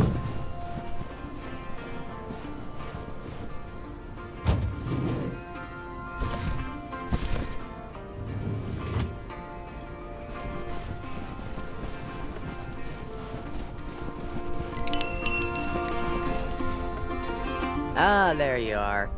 Could you bring this box over to the diner? And if they ask, there's no discount.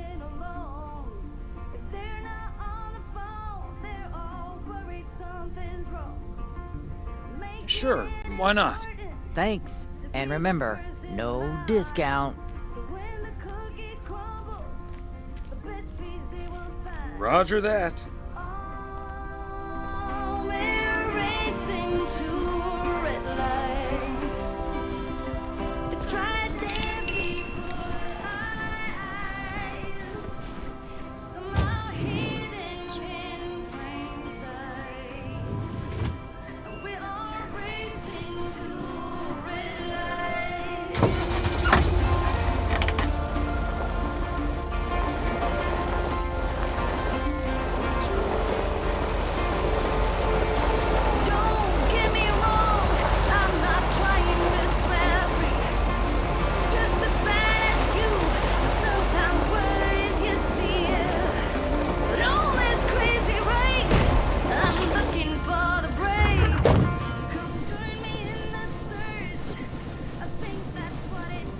Fancy handwriting on this one.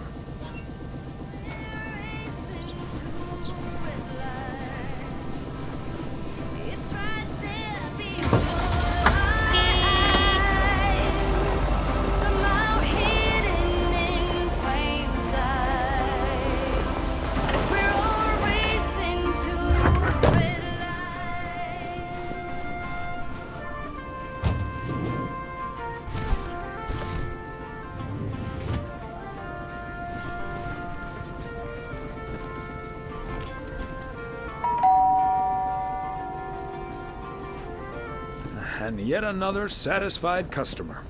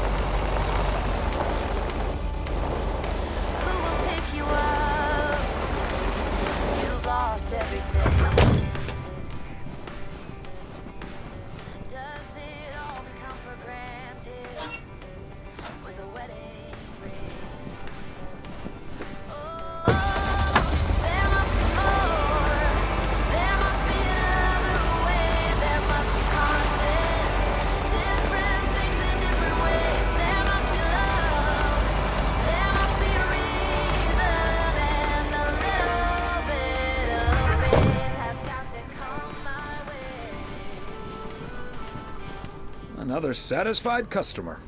Unless it's bills.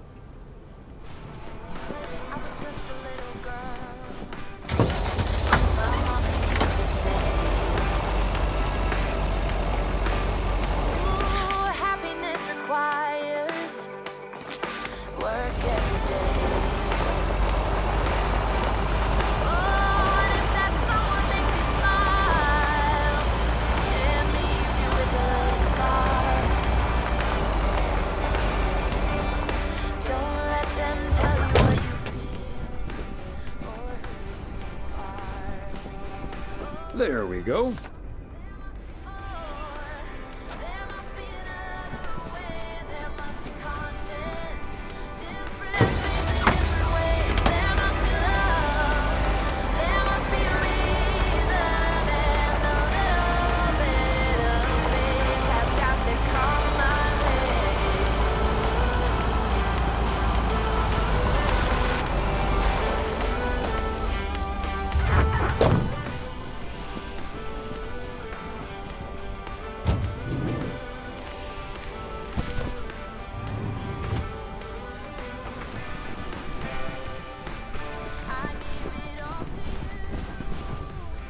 Yet another heavy package for you, Ben. Let me take that off your hands, Thomas. You know I feel guilty enough as it is. Having you lug around those car parts week in and week out. That's the job, Ben. Neither snow nor rain nor heavy packages Stay stays these couriers from the swift completion of their appointed rounds. I'm serious, though. If you don't mind me saying, you're getting up there. Ever think of hanging up the old coat and bag?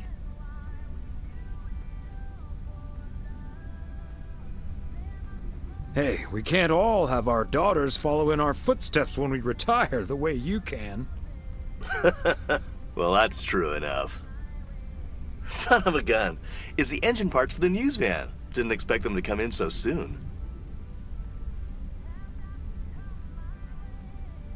Oh, that's great. Now they'll be able to roam around PO for their report. Yep. With any luck, that thing will be up and running before the end of the day.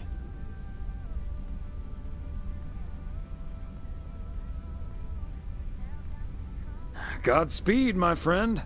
And the same to you, old-timer.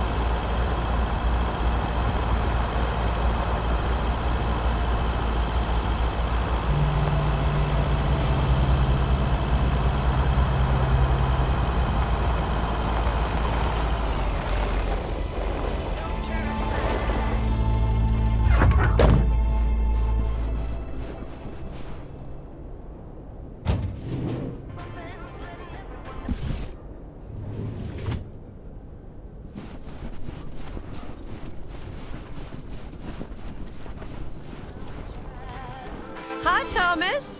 Oh, please tell me that's a big box full of snacks from the general store? This is a big box full of snacks from the general store.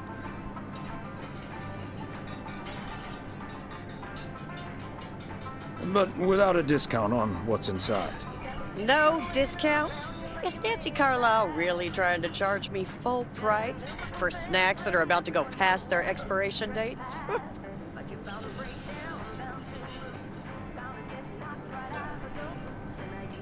I'm just here to deliver the box, Maureen. She'd better give me that discount. But I wouldn't put it past her to charge full price for snacks she'd otherwise have to throw out in a few weeks anyway. That heartless creature.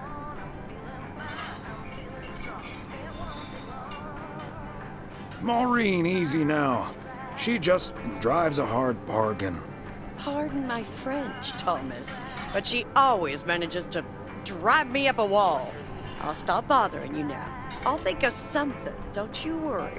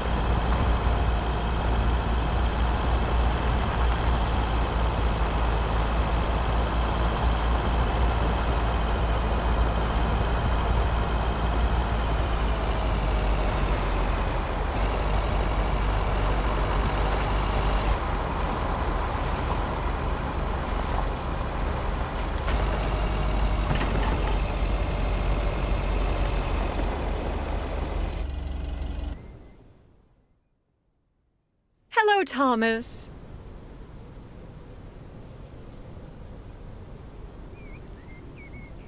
Beth, what on earth are you doing out here? It's freezing. So it is. I just saw you pull up and I have a request, so I thought I'd quickly pop out here.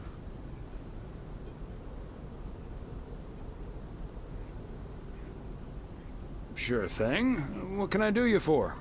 It's just one small thing, I promise, and, well, I suppose you can see what it is. A first gift to the little one, you see, since Christmas in Georgia fell through. It just needs an address, and I'm not sure where to put it. Could I leave this with you so you could make sure it gets where it needs to go? I have the information right here on an old envelope. It's the return address in the top corner.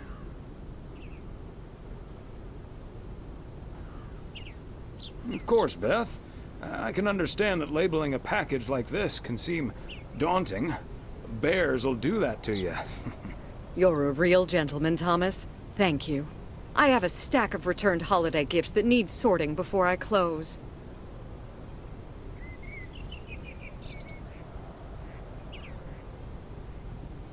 That may take a bit of wrestling, but I'll take care of it. Thank you, Thomas. Truly. I'll get the postage to you later, I promise. Oh, and please tell Emily I have a great idea for this Sunday's girls' night. It's a surprise. Bye now. Sure. Enjoy the rest of your day.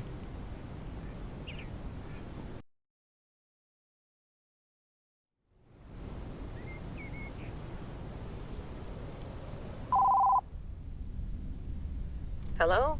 Hi, Meredith. It's us. Your dad is standing right next to me. Hiya. Hi!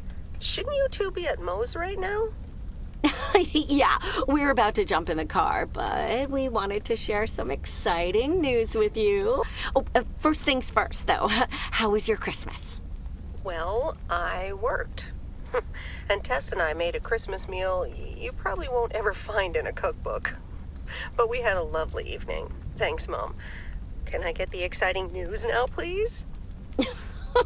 Okay, so your dad and I will fly into Florida this September. I won a sweepstakes. Get out of here. Wow, that's so awesome, Mom. Florida in September. Beats the PO weather, huh? Oh, sure does. Dad, are you excited as well?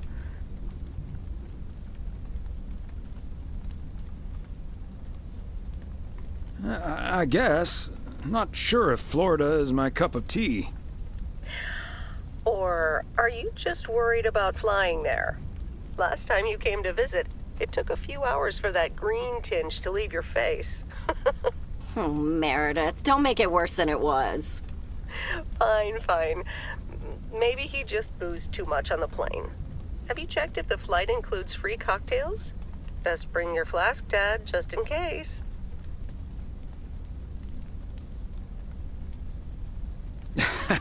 If you were here for Christmas, you might have gotten one from Santa. Oh, well. I may not have been there, but at least my boss called to interrupt your dinner. Sorry about that, by the way. Rest assured he was appropriately ashamed. We all make mistakes, Meredith. Some of us just more than others. I can't disagree there. Oh, hey, you two shouldn't keep Maureen waiting. You're right about that. Your dad will go and get the car warmed up, right, honey?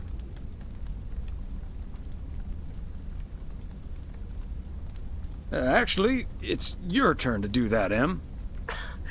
I'm sure you guys will figure it out. But have fun anyways. Bye.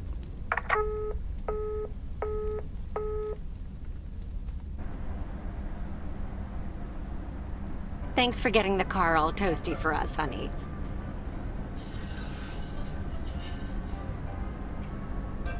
You're very welcome, dear. It's my pleasure. We've been doing this for decades now. And I've never stopped looking forward to spending my Saturday evening here with you.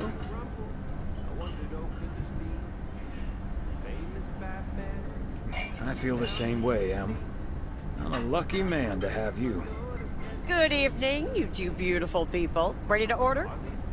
Or should I just write down pancakes for lovely Emily and a T-bone steak for Big Thomas here? Oh, Maureen, your intuition never ceases to amaze me. It sure is pancake time for me again.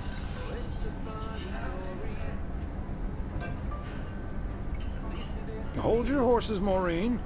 I think I might have something else.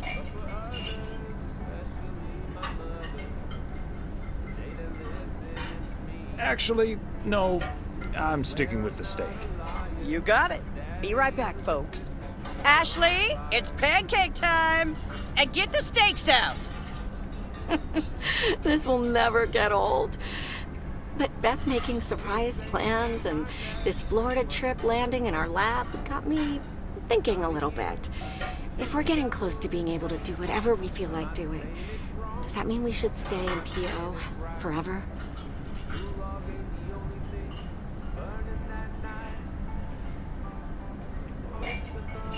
Yeah, of course. I can't imagine living anywhere else.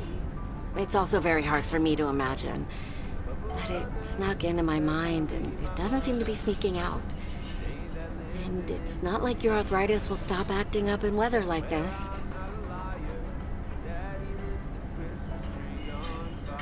I am looking forward to that Florida trip the more I think about it. It's a perfect opportunity to test the waters.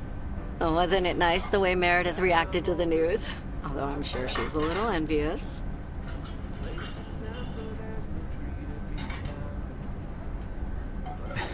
Yeah. When's the last time she had a few days off and left the big smoke? Okay, folks, while Ashley's busy in the kitchen, it's time to fill Moe in on a few details. A little birdie told me you two were off somewhere fancy. Maureen, I was planning on telling you and the girls all about it tomorrow evening. But I'm sure you've also heard it's Florida in September. Florida in September. Oh, imagine that. Oh, I'm so happy for you two. Thanks, Maureen. Have you ever been to Florida? Are you offering your ticket to me? Oh, Thomas, that's so nice of you. Nice try, Maureen. Nice try. But the only one sitting next to me on that plane is my man. Are you totally sure about that, though?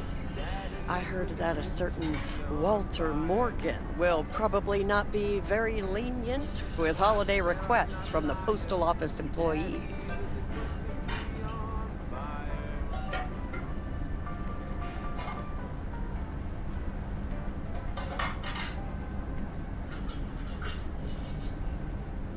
Haha, Morgan. His bark is always worse than his bite. If Walter Morgan gets in the way of that, I'll get in his way. I don't think I'm supposed to actually run over, but sure, all right. Oh, that means dinner's almost ready. Be right back, folks. See, things like this, they bother me sometimes. Maureen's a sweetheart, but it's almost impossible to have a private life here. That sure is true.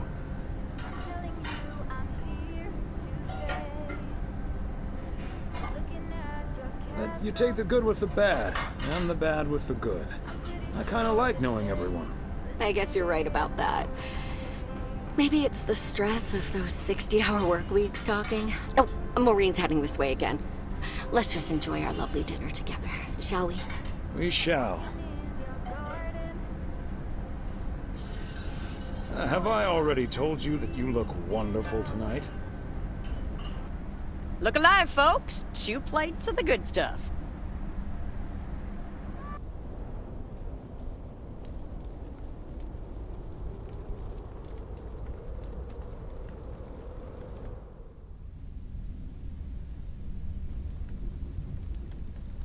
Oh, Thomas, my dear, sweet husband. The one and only. No autographs. Oh, the sweetest man alive. Always prepared to help out anyone who asks for a favor, even on his Sunday off. Okay, Em. What needs doing? The motel called, and, well, the TV crew would very much like to rent some movies from the Flick Shack today. But I couldn't just let poor little Angie ferry them over in this weather, so... So you promised them I'd do it? Bingo! Would you, dear? Pretty please.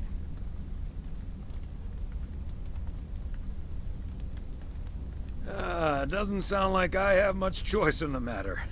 Let me get my coat. Oh, thank you so much, darling. Tell you what, I'll make some extra tasty snacks for your poker night tonight. How's that? It's a deal. Thomas Weiss, as I live and breathe. What in tarnation are you doing out and about in the mail truck on a Sunday?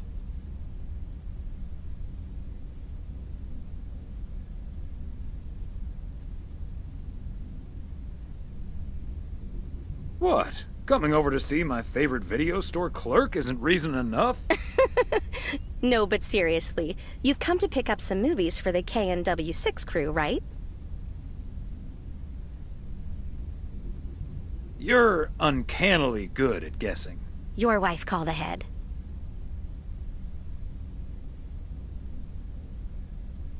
Yeah, the old ball and chain has me running errands on my day off.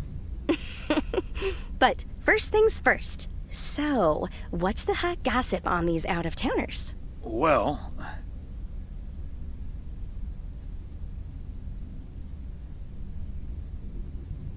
there's Gabriel Serrano. He's the sound guy.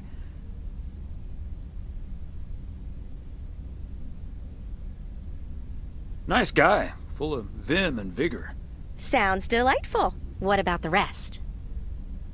Ilsa Richter is their producer.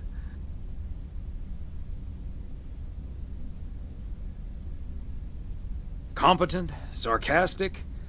She kind of reminds me of my daughter. Well, then I'd like to meet your daughter someday. Because Ilsa I've met. Came into the store yesterday asking about PO and whether I liked it here. Cute as a button, that one. And only in town for a couple days. Perfect for a girl on the rebound. Shame she's into men. One in particular. Really? Which one? The way her eyes lit up when she mentioned that colleague of hers, Gabriel. Trust me, a girl knows. So anyway, let's get down to brass tacks. According to Emily, our intrepid reporters have 2 rooms equipped with VCRs between them. One for Connor Price, KNW6, and one for Ilsa Richter. Great. I know what we should get for Connor.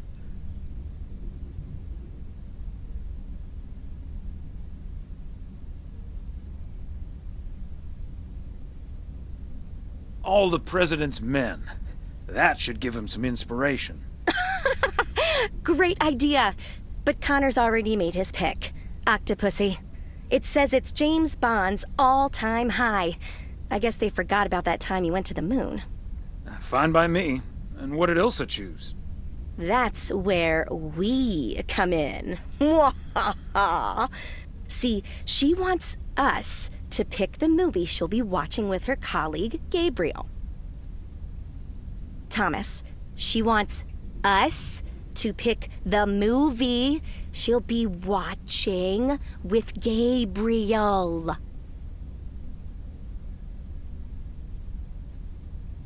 We can play matchmaker by picking something romantic. Got it. Exactly. Guide Cupid's arrows, so to speak. After all, 'tis the season.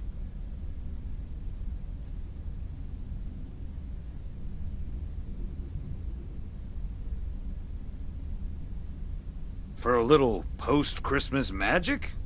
Maybe. You and Emily are regular customers, so you know what I have available. So, which film will it be?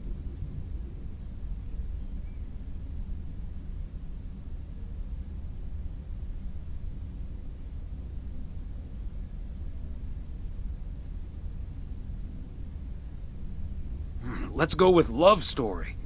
Or is that too on the nose? It's perfect, and we won't risk being too subtle. It has love right there in the title. Great. Love Story it is. The dynamic duo of stupid Cupid strikes again. Although I suppose this is our first strike. Anyway, here's hoping that this is the start of a beautiful love story.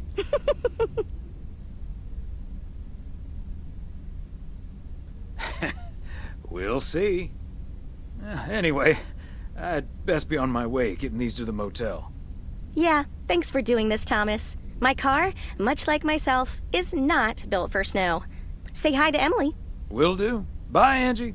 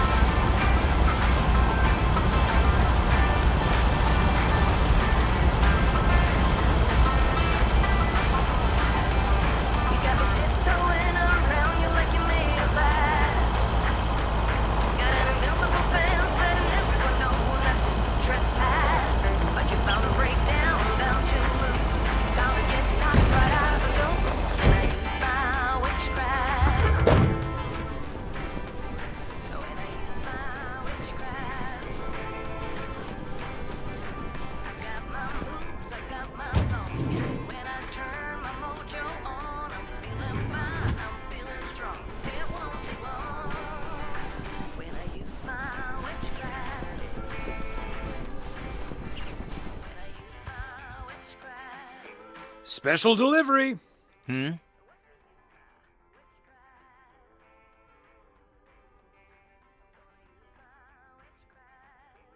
I need the room numbers for Price and Richter. Just drop them off at number 6. That's Richter. She'll take care of it. Thank you.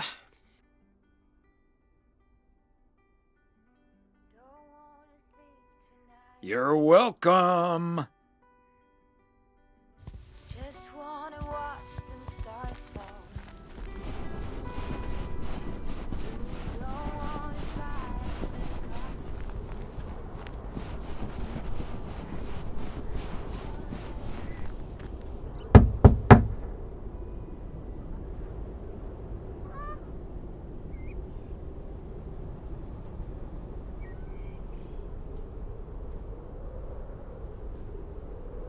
Movie delivery for segment producer Ilsa Richter.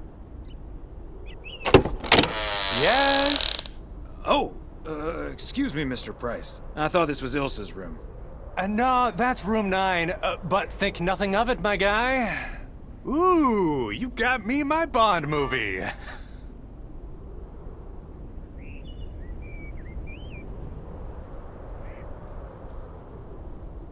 Absolutely. The spy action thriller you asked for. Love it. You know, Moore's an even better 007 than Connery. He just oozes that classy British wit. Thank you so much. Dun dun dun dun dun dun dun dun dun dun ta-da! Ta-da! Pow!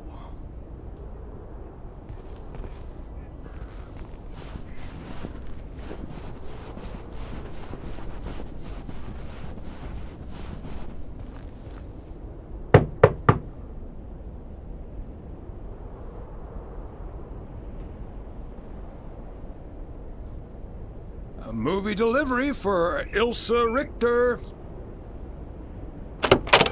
Yay! Good to see you, Thomas. So, what movie did you and Angie pick for me and Gabe? Here you go. Love story. Haven't seen this one. What's it about? Tennis?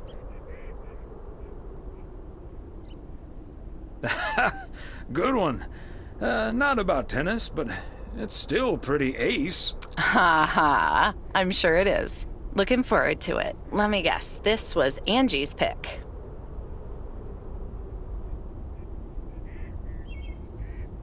%. The post office strives to remain neutral in all matters. Okay.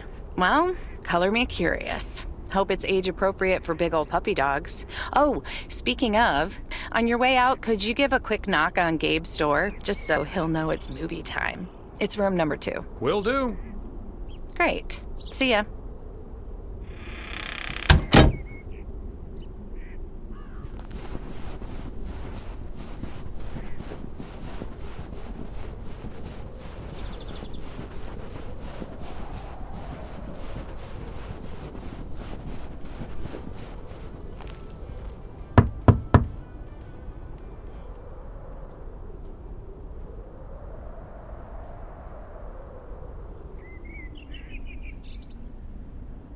Gabriel Serrano, the lady in room number 9 humbly requests your presence for an evening of home cinema. Thanks, Thomas. I'll be right over. My work here is done.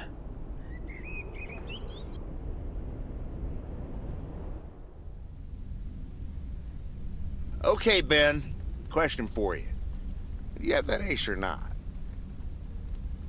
You don't have to say yes or no. Just say anything. All I need to hear is one word from you to know if you're bluffing. Nothing? Not even a twitch or a blink?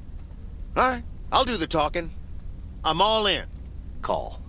And he just instantly calls me. Great. I don't even need to see your hand. Well played, sir. Thanks, Jack. You got unlucky there. I don't know. I just don't have the patience for poker. You know, reading a poker book ain't gonna change that. Hey, Thomas? Why are the curtains closed, by the way? Last time I checked, home games are legal.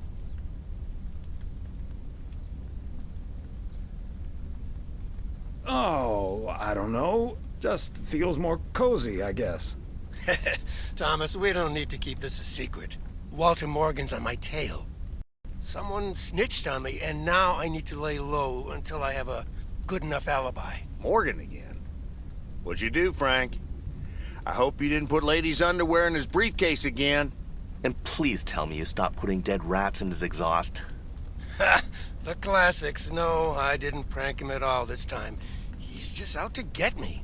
All I did was sell fireworks to someone. He said something about that being my third strike. I might actually lose my job, fellas.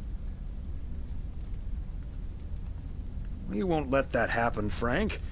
We'll think of something. Thanks, Thomas. I've been racking my brain, but I can't come up with anything. I'm guessing they don't have any photographic evidence. Pictures of you selling these fireworks? Just that there's a guy fitting my description. What are you getting at? I might have a little plan. But let's first play a few more hands. I'm down almost $30. One sec, Jack. Frank, I'm curious. We know Walter Morgan has a few reasons to dislike you, but why do you dislike him? I could tell you why, but it's not a pretty tale. And it better not leave this room, kitchen. Sure, Frank. My lips are sealed, for once. You know I'm no snitch, Frank. Thanks, boys. All right, so this one time back in the summer of '69, it was before I started working in P.O. There were a couple of pesky stray dogs wandering around HQ. I say pesky, but they never really hurt anyone. Just got a little excited if you walked past them eating a sandwich or whatever. Can't blame them, huh? They were hungry, even though I fed them every now and then. Morgan found out, of course, and after one complaint too many, he took matters into his own hands, or should I say, feet. He lured a couple of them behind his car, and before I knew what was going on, it was too late.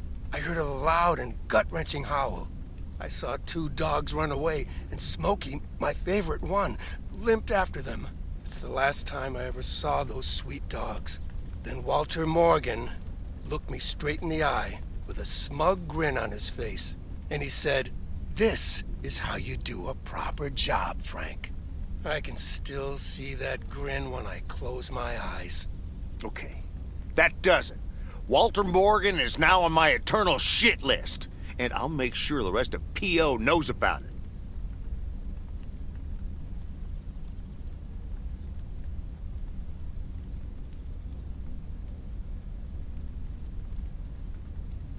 Didn't he also throw a couple of kittens out the window the very same day? What a despicable human being. I can't believe he did that. Well, he didn't. I was joking, of course. I don't really have a good reason for disliking Walter Morgan. That boring old pencil pusher just rubs me the wrong way. Damn it, Frank, you had us good. Okay, folks, ante up. Here we go again.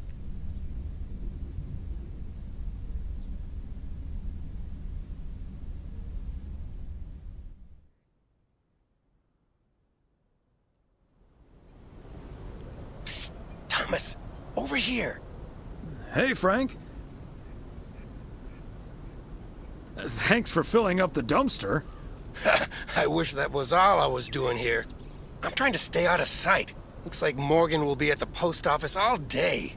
Listen up. Jack and I cooked up a little plan. I'm sure Morgan will be gone soon, but I gotta get out of here now. You haven't seen me.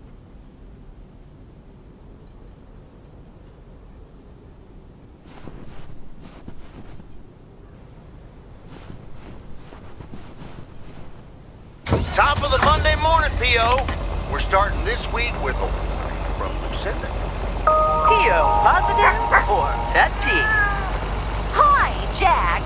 KNW6 TV crews filming in P.O. yesterday with Connor Bryce. I'm a big fan. I just had to ask him for an autograph. He asked me for my name, but he kept calling me Linda. Even after I corrected him twice. Isn't that just rude?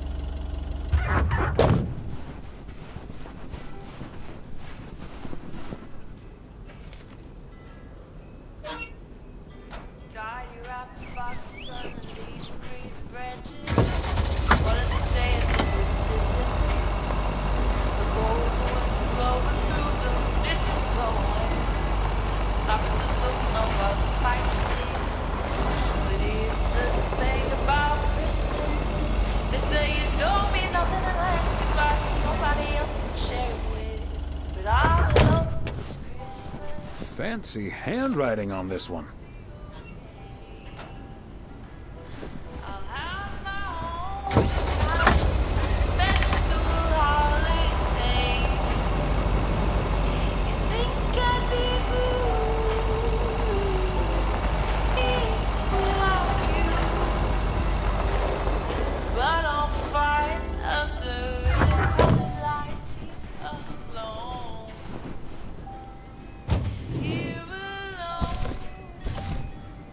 A belated Christmas gift? Maybe.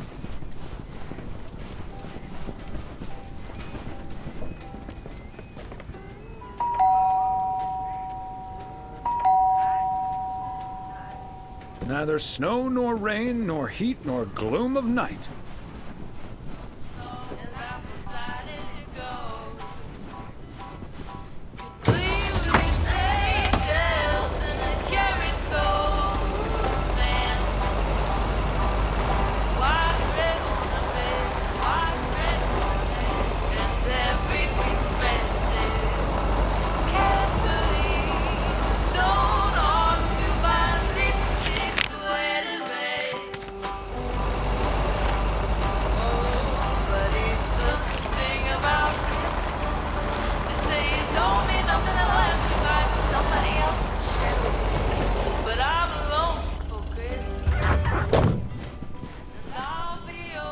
McGill's got such a great price on this house when the Sugarmans moved away.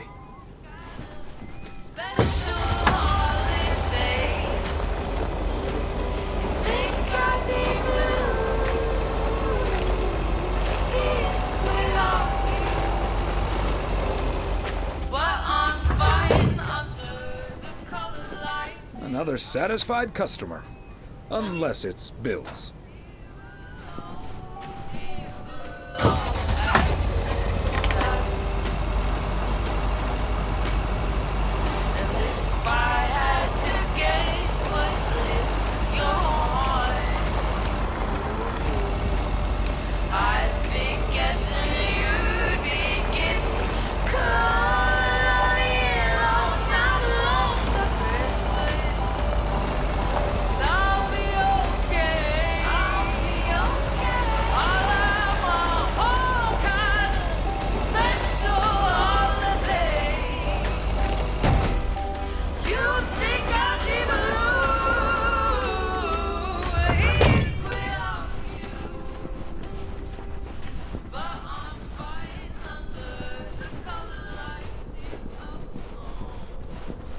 Okay, are we rolling? We're rolling. We're rolling. Okay, let's get this in one. I'm freezing my ass off. When Chekhov saw the long winter, he saw a winter bleak and dark and bereft of hope. Yet we know that winter is just another step in the cycle of life. In the summer months, this lake is bustling with activity. As the local fishermen cast their rods, the tourists plunk down hard-earned cash to rent a boat and spend a delightful sun-soaked day on the water. Not so during this particularly harsh winter, however. Now the watery heart of Providence Oaks finds itself completely frozen over. No, that won't do as an analogy because now we're sort of implying the residents have grown cold-hearted during the winter. Doesn't work, doesn't scan. Yeah, and what was with that Chekhov stuff? I don't get it. Chekhov? Like from Star Trek? All right. Let's try something else. Wait a minute, Mr. Postman. How's it going? Oh, don't mind me. I wouldn't want to interrupt. Hey, listen, how about I ask you a couple of questions on camera? Just simple stuff about the town. Sure, I'd be happy to. Great. Just move over here. Are we both in the shot? Yeah, that's fine. This'll be great. The lake as a backdrop. Perfect. Let's go. All right. This is... His name is Thomas Weiss. I knew that. Thomas and I go way back. As the local mailman for truly countless years, Thomas Weiss knows Providence Oaks like he knows the back of his own hand. So, Mr. Weiss, how would you characterize this small, cold town and its warm inhabitants? That's easy, Connor.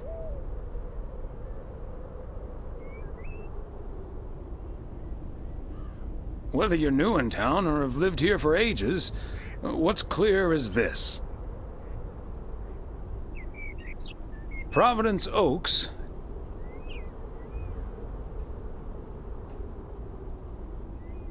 cannot be summed up in a single soundbite. Nevertheless,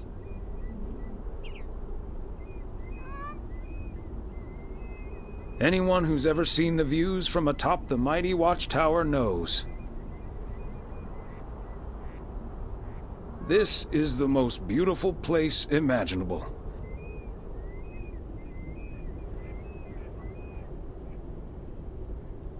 And wherever you are, or whatever you face, this is home. And cut. Ah, that's so sweet, Thomas Weiss. Completely unusable, but sweet. I know I've got goosebumps. Yeah, that went well, kind of. Now, let's scout out the establishing shots at the far end of the pier. Let's go, Connor. Aye, aye, Captain. Gabe, you can take 5. My advice would be to take those 5 in the van, to reduce the risk of any further ass-freezing-off incidents. Noted. Thanks, Ilsa.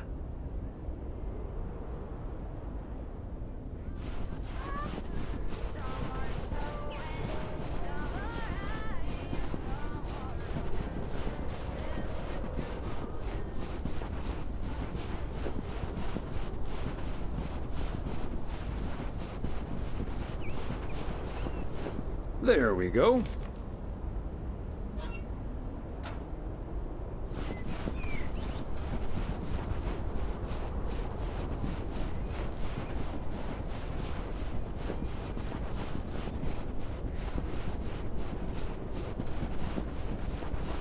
Mr. Weiss, Thomas, sir. Hi, Gabriel. What's up? Just that, well, we'll be ringing in the new year right here in Providence Oaks. So, my mom is shipping over my tuxedo.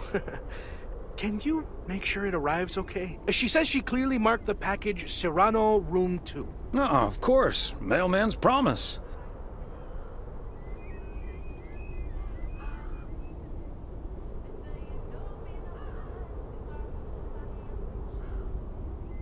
Any particular reason you want to look your best for New Year's?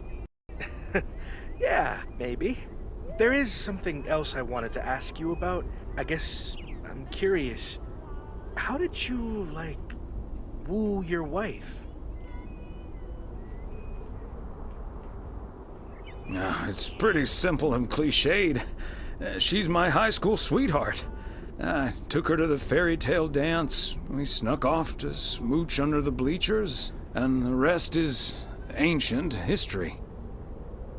But I'm guessing that doesn't help you with what you really want to know.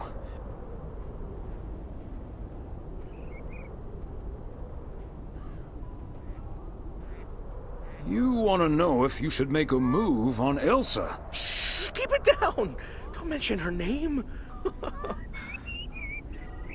But yeah, I'm terrible at that kind of stuff. It's just, you seem like a wise man. I'd really appreciate your advice. Well, okay then. My advice is to go for it. You like her a lot, and it's pretty obvious that the feeling's mutual. Wow. And is that your definitive judgment? Absolutely. That's the best I can do. All done. Hey, what are you two schmoozing about?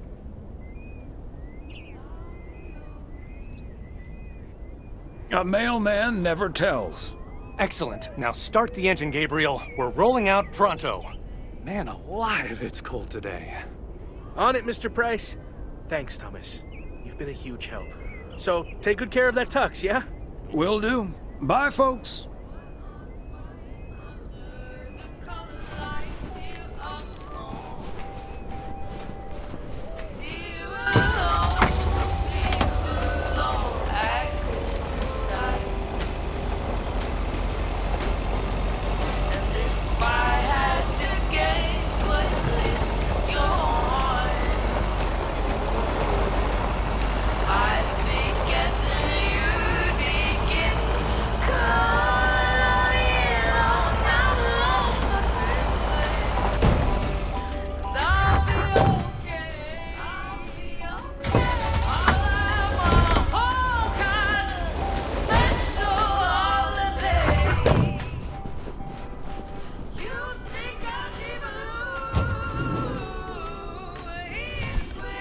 Okay, let's get this to its destination. Hi there, ladies. Hi, Thomas. Hello, Thomas.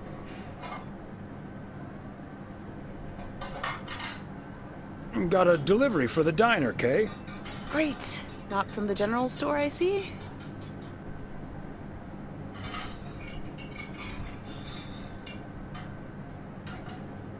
You tell me. All the information I usually need is on the address label. Oh well. Okay, so before I leave, we had this awesome girls' night yesterday thanks to Beth. It was hilarious. When I first saw where we were going, my brain went, oh my god. And when the guy showed us what we were going to do, my brain went, oh my god. And when we started, it was so yuck, but also so cool, you know? I've never done anything like that before, and I love that I got a chance to find out. But then again, I doubt that I will ever try it again. Ah, yes, the girls' night.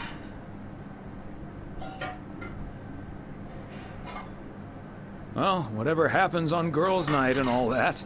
Well, it's not exactly a secret. We made haggis. Oh, Gesundheit. I said haggis. It's a Scottish dish made from a sheep's liver, lungs, heart, and suet, all stuffed into a sheep's stomach. It's this fascinating traditional gourmet staple stemming from the 15th century, would you believe? Poems have been written about it.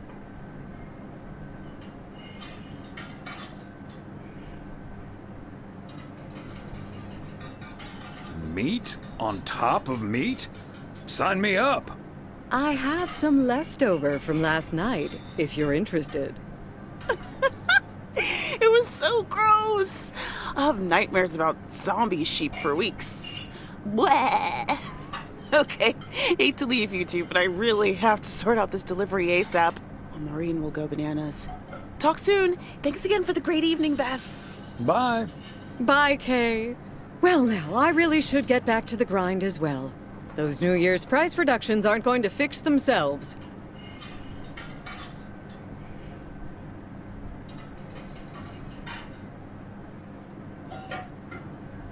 Hold on, Beth.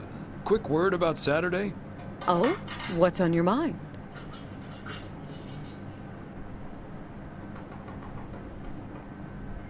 It's about Saturday and the whole parcel situation. I told you I simply wanted to get that parcel out to Daniel as soon as possible, since we didn't get to exchange gifts over Christmas this year. It's nothing, really. Now, if that's all, I really need to get back to the bookstore.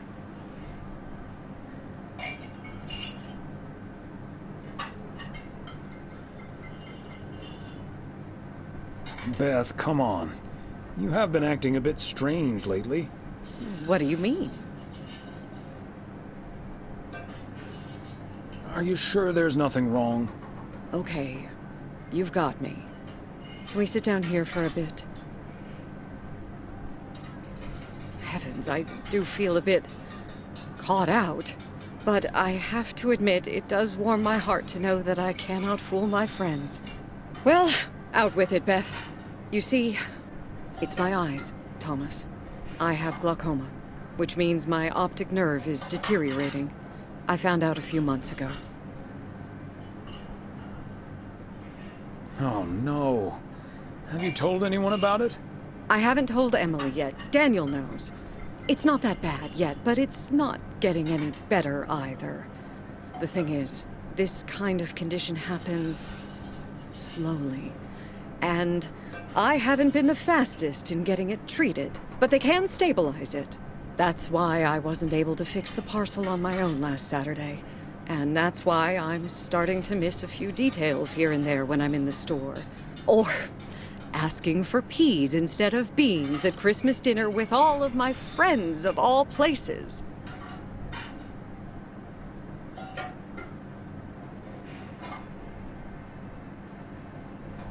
I had no idea. Is there anything we can do to help?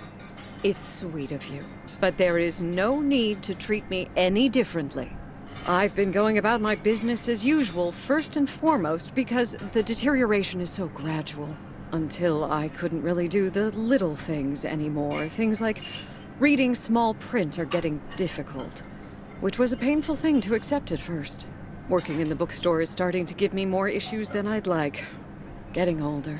It's a strange thing, isn't it? It's like that Robert Frost poem. The afternoon knows what the morning never suspected. Doesn't mean I wouldn't mind taking a little nap in between from time to time, though.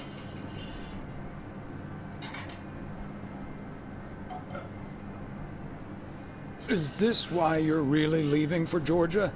I mean, will you be able to take care of yourself in the long run?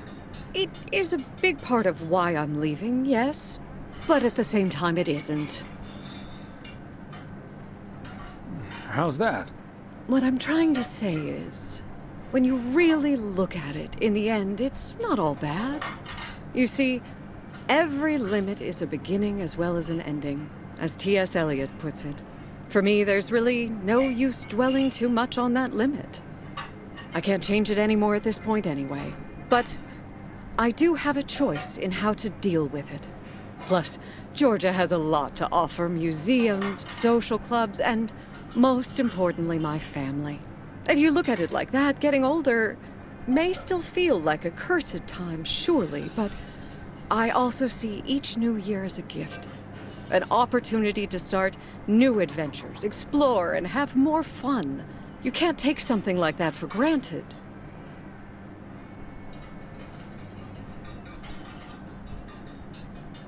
I feel a quote coming on. As soon as you feel too old to do a thing, do it. As Margaret Deland said. There she is. Well, I guess I really should be going now. Thank you once again, Thomas. I do feel better now that it's out. You're a good friend.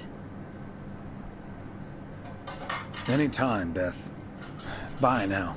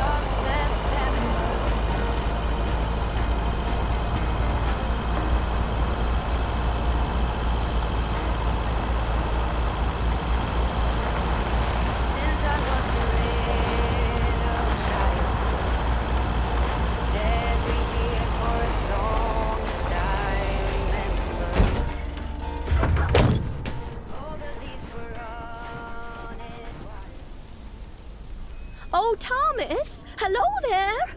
Could you be a sweetheart and bring that over to me? Of course. Oh, careful now. Robert cleared most of the snow, but it's still a bit slippery. Thank you so much. If only I still had the balance and agility of my feline friends. Oh, and good day to you, of course.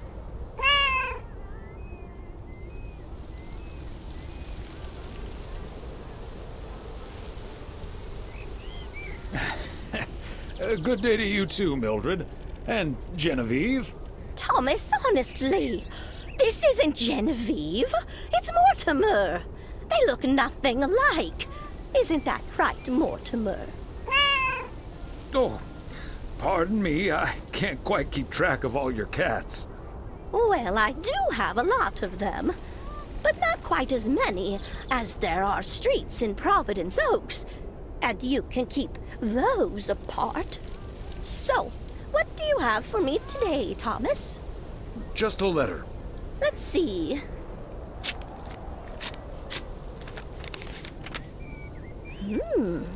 This sounds interesting. Apparently, I need to make a few copies of this letter, and if you send this letter along with $5 to the first 6 people on this list, your name will be added to the bottom. Soon enough, your name will rise to the top. Then many people will send you $5. You will earn lots of money with one small investment. Oh, what a great idea! What do you think, Mortimer?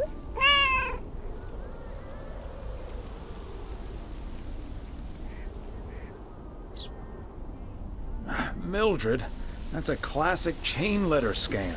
Don't fall for it. No one ever got rich off of one of those. Well, except for the post office. Are you sure, Thomas? They make it sound so easy.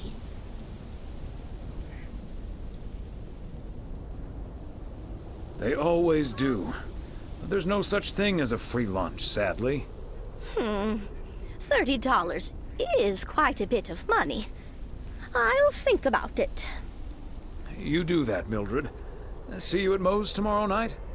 Probably. Bye, dear.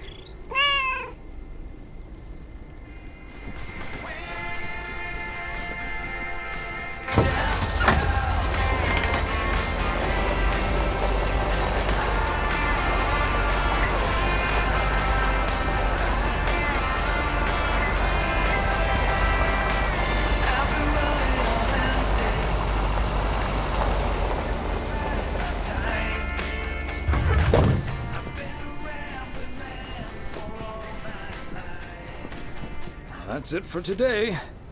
Back to the post office.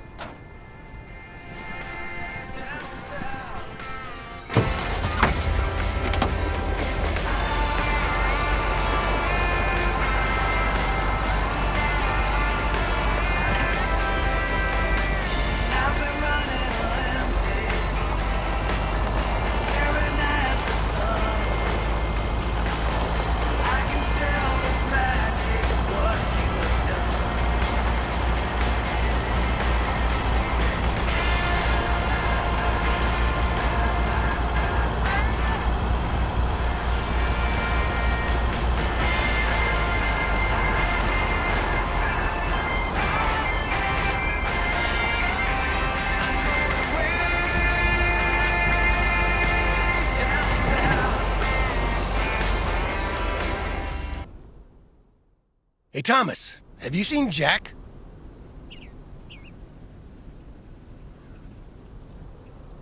Nope, I haven't, Frank. How did it go with Morgan? Didn't happen, yet. But I need Jack to pull it off. I'm a sitting duck right now. I'm toast if Morgan suddenly shows up.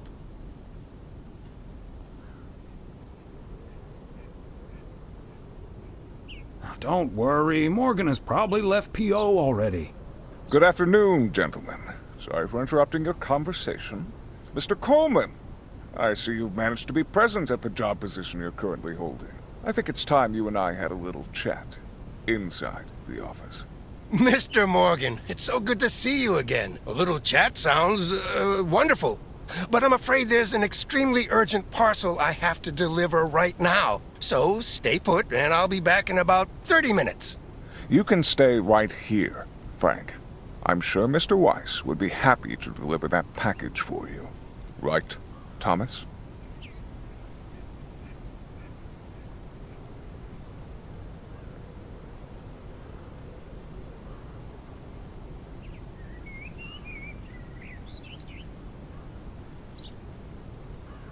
I've got a better idea. Let's just go to Moe's, have a few beers, and talk it all over like adults. Excuse me, sir? Hi. Hello. I heard you were looking for a guy in a light blue shirt with a mustache to purchase illegal fireworks in the parking lot of the post office? Well, you found him. Illegal fireworks? Who do you think I am? Sir, you don't have to keep your guard up. Frank and Thomas here both know me very well, and I'm sure they won't tell a soul about what you're doing right now. So, what will it be? I've got rockets, Roman candles, fountains, sparklers. I even have barrages that'll give you a fireworks extravaganza that you won't ever forget. I think there must be a misunderstanding here. Please, don't put Mr. Morgan in this position. If people walk by and see this, they might snitch on him and get him into trouble. He could even lose his job over this.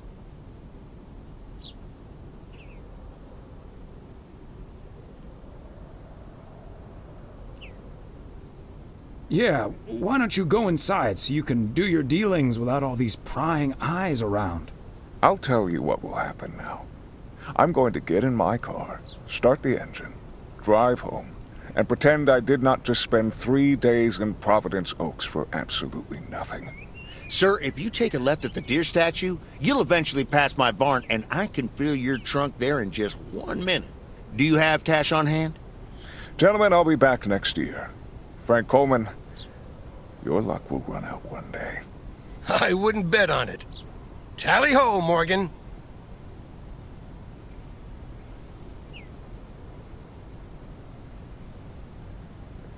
Boy, oh boy. If you can't stand the heat, stay out of the kitchen. Thanks, guys. I owe you one.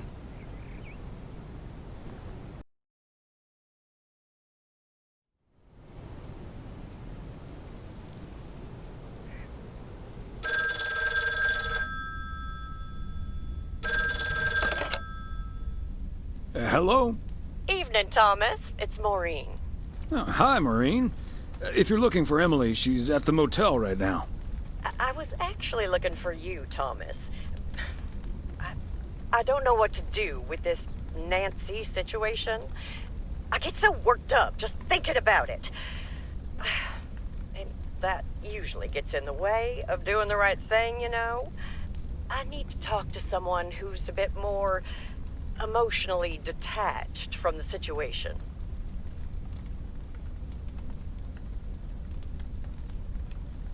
Maureen, I'm sorry, but I really don't want to get caught in the middle. Well, Thomas, if you're not going to interfere, you know what's gonna happen. Because I'm not about to give in to that evil creature unless someone else convinces me I should.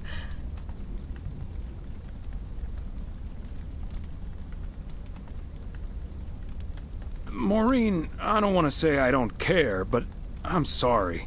Life's too short to sweat the petty stuff. Life's too short for phone calls like these, too. Good evening, Thomas Weiss.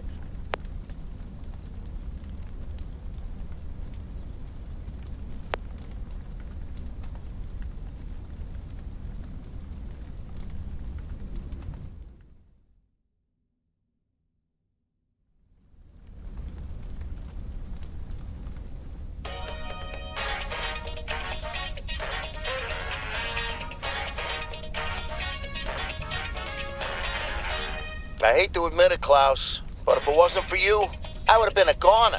Ha! You can't say that about the other guy. You betcha!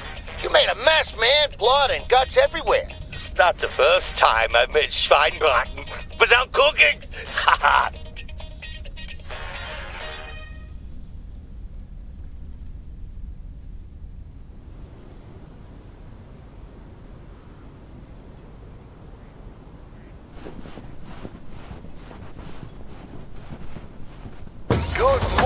P.O., I'm starting today with the weather forecast. It will be bright and beautiful.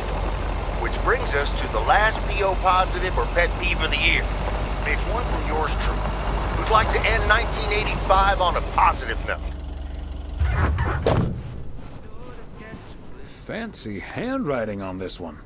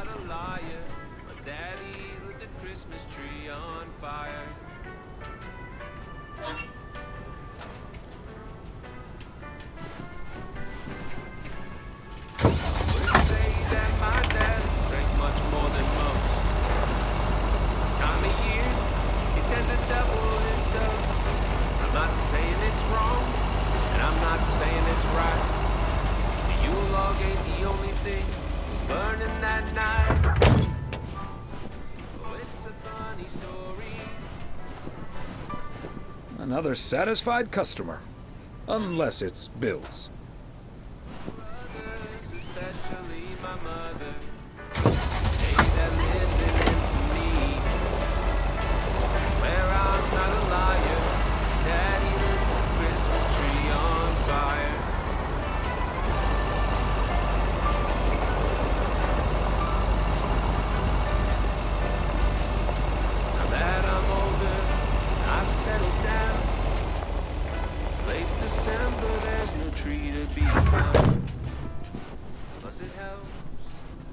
There we go.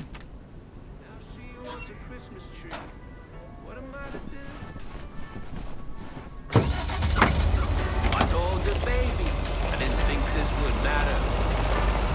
Besides those damn trees, they're a real fire hazard. Now have you know the doctor just diagnosed me with a little something called PTSD.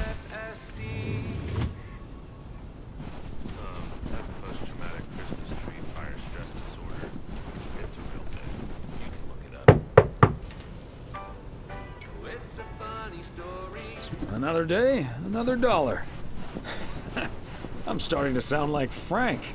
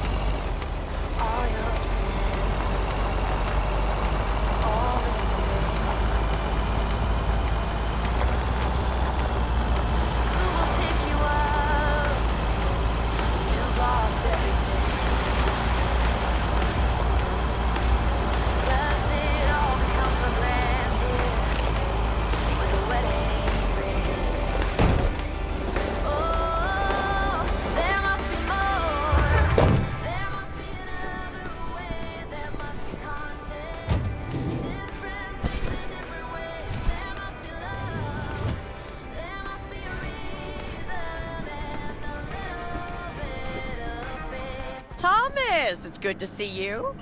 I'm sorry for being so blunt to you last night.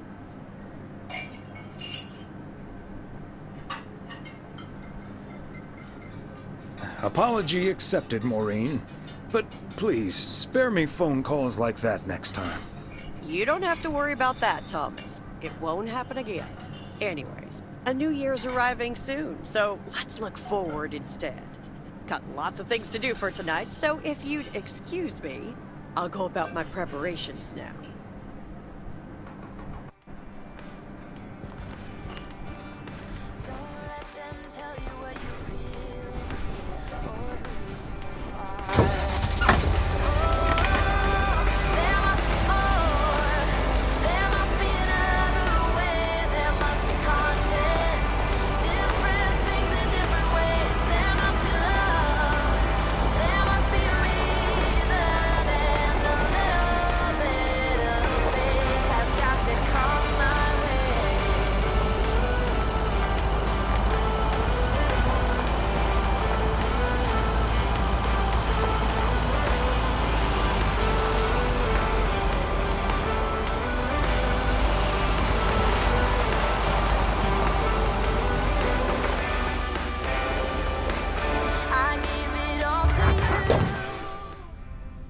Oh, hey, Thomas. We're about to do a little interview, but you're welcome to listen in. Mr. Price, you know Thomas Weiss, don't you? Sure do. You're resident mailman, am I right? Good to see you, man.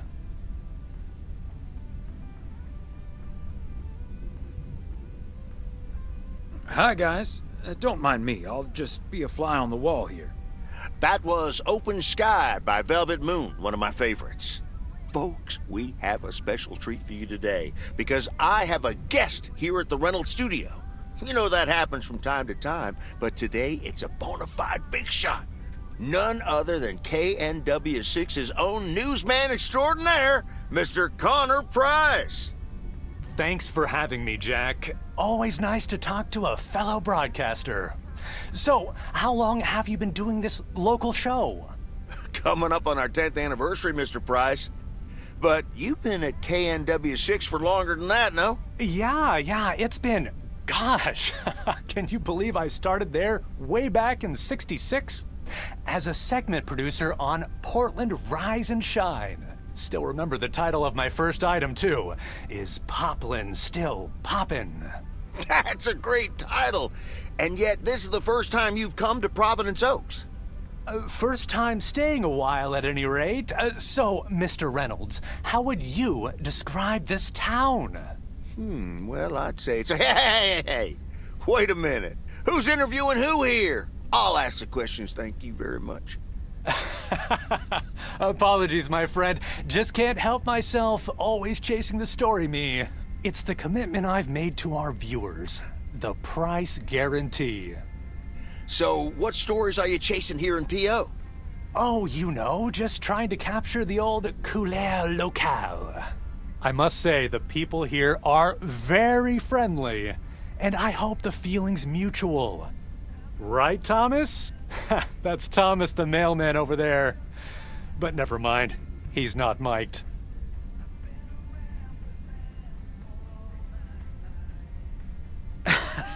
Yes, and no, I'm not. You don't say. Because we happen to have a little section called P.O. Positive or Pet Peeve. You might have heard of it? Can't say I have, but I do like the alliteration. Well, Lucinda Boyle called in a pet peeve yesterday, saying you were quite rude to her when she asked you for an autograph. Well, I'm sure that was a misunderstanding. See, I must have been on a really tight schedule, because otherwise I'd do anything for a fan. That's... the price guarantee, right? Sure. Anyway, we'll be back with Connor Price, KNW 6-star reporter, right after this. What the hell, Jack? Ambushing me like that live on air? Relax, just joshing you a little. But I'll let you plug the heck out of this Oregon Trail thing you're filming. How's that? We'll make sure everyone in town fully cooperates with your crew in the home stretch. Well, speaking of the home stretch, I better get back to my job as a serious broadcaster. It's been real, pal. Can you believe this guy? Sheesh.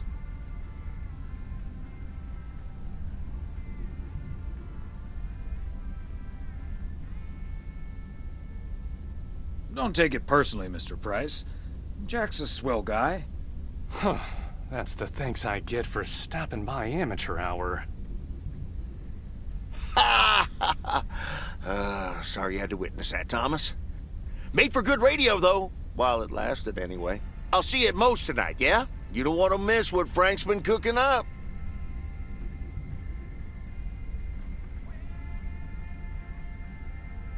Can't wait. See you there.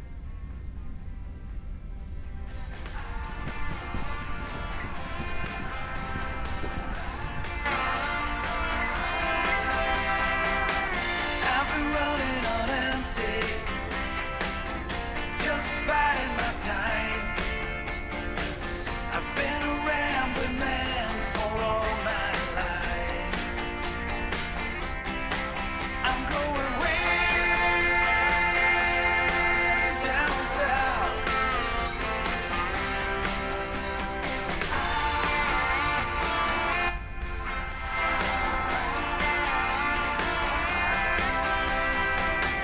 I've been running on empty, staring at the sun. I can tell it's magic what you have done.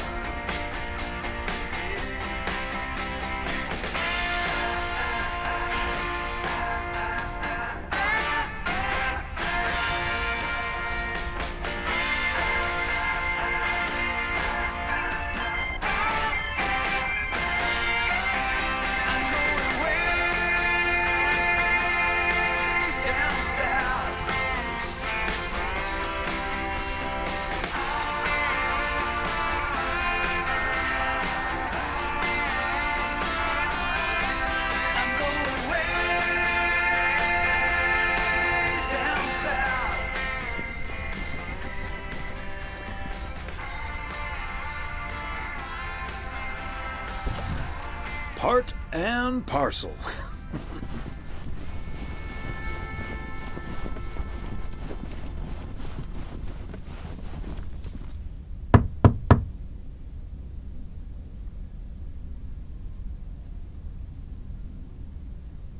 Special delivery for a Mr. G. Serrano. He's not in.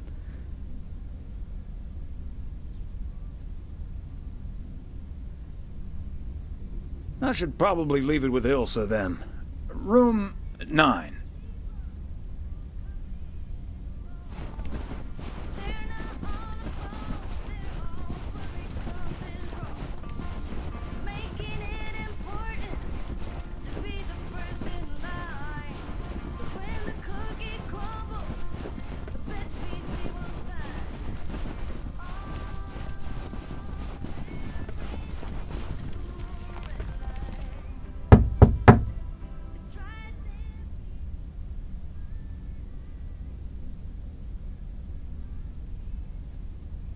Please accept this delivery for room number 2. Hi, Thomas. Oh, is that Gabriel's tux? Signed, sealed, delivered. That's the Weiss guarantee. Okay, I'll take care of it. Thanks. Right then, I'll... I'm feeling fine, I'm feeling strong. It won't take long. Ooh, when I use my witchcraft. Ooh, ooh. When I use my witchcraft. Ooh, yeah.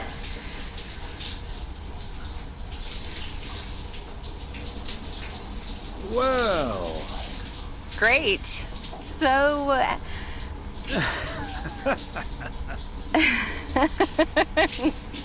See you tonight at the diner. Oh, and thank you.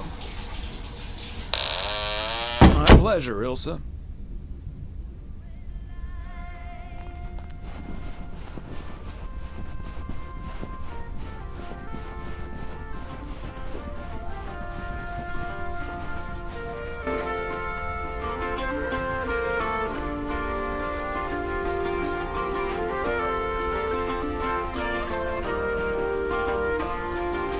Oh, we're racing to a red light.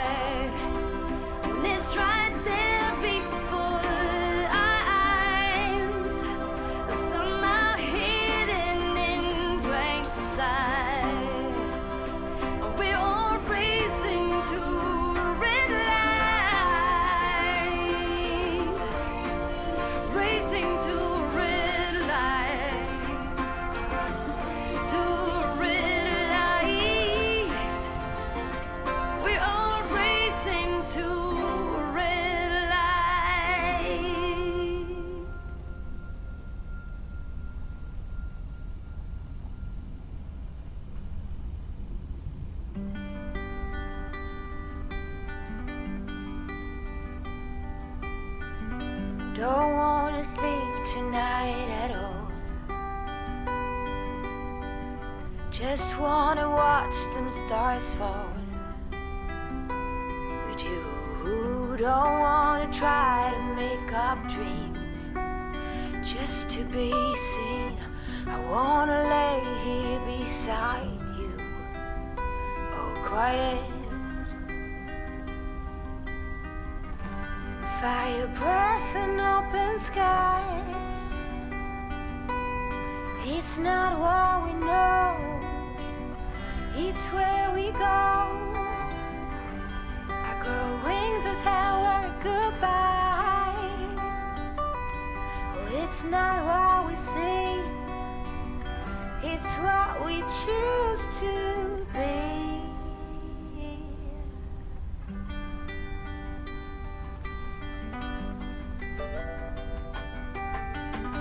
Sunflowers, high grass, and bare feet.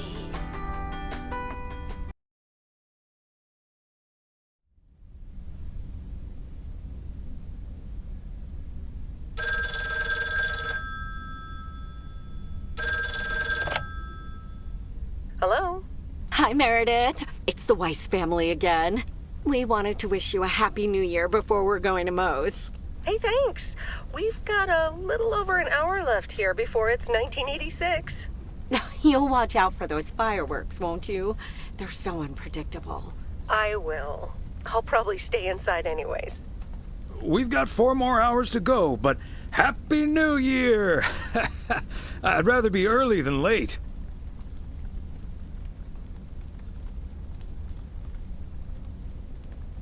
Are you going anywhere to celebrate? Thanks, Dad. We're all a bit drained after making the deadline. Some guys from the office were going to do a ER Kung Fu tournament, but I didn't feel like it. A Kung Fu tournament? On New Year's Eve? Yes, Mom, it's a video game. But Tess and I are going to watch Trading Places instead at my place. I think that New Year's Eve is overrated anyway. People seem to think it must be the best night of the year, but all you usually get is a lot of drama and a solid hangover. My New Year's resolution was not to make a big deal out of New Year's Eve anymore. And it looks like I'm not going to break it. But don't let that ruin your evening.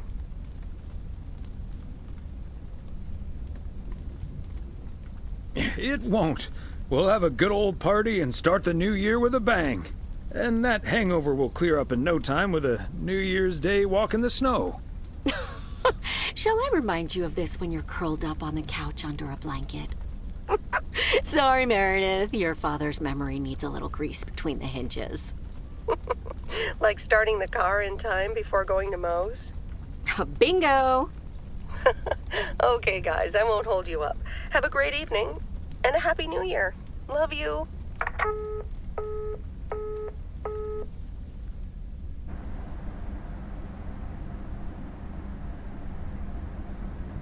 My beautiful people, may I have your attention for half a minute? First of all, welcome to Moe's. We're excited to celebrate the last few moments of 1985 together with you. It was quite an undertaking to host this New Year's Eve party, and a costly one at that. So, if you feel inclined to end the year on a generous note, you know where the tip jar is. We've got snacks and drinks aplenty.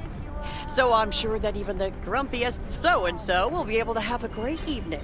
Thank you all for coming. Cheers. Well, if it isn't my favorite KNW6 news team. In the flesh. Hi, Thomas.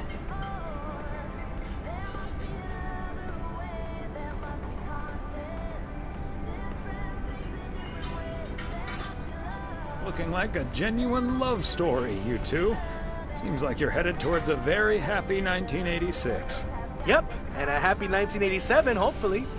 1988, maybe? 89, 90, 91, happily ever after, until we discover I'm terminally ill and die in your arms. Elsa, that's horrible. It's also the plot of Love Story, you big doofus. There we go. Champagne for my real friends and real pain for my sham friends.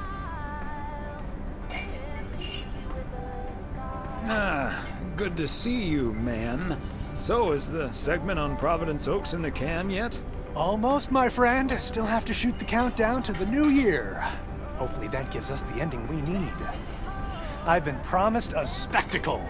Easy on the alcohol there, Connor. We still need you on camera. Can't have you slurring your words. Slurring my words? Whatever do you mean, Ilsa? Quit fooling, you guys. It's getting close to midnight. Let's set up and get ready. Showtime. Okay, getting into character. See you on the flip side, mailman. Hi, honey. There goes that Connor Price.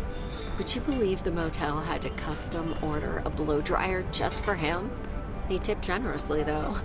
Oh, is that Beth sitting over there? Let's join her. Good evening, my dearest of friends. Almost time for Auld Lang Syne, eh? Did you know that Auld Lang Syne was written down by Robert Burns in the 18th century? And that he based it on an old Scottish folk song? He wrote it to a different melody than the one we sing today, but I have to say, I do like this version. And it's often sung after a special dinner where haggis is served, would you believe?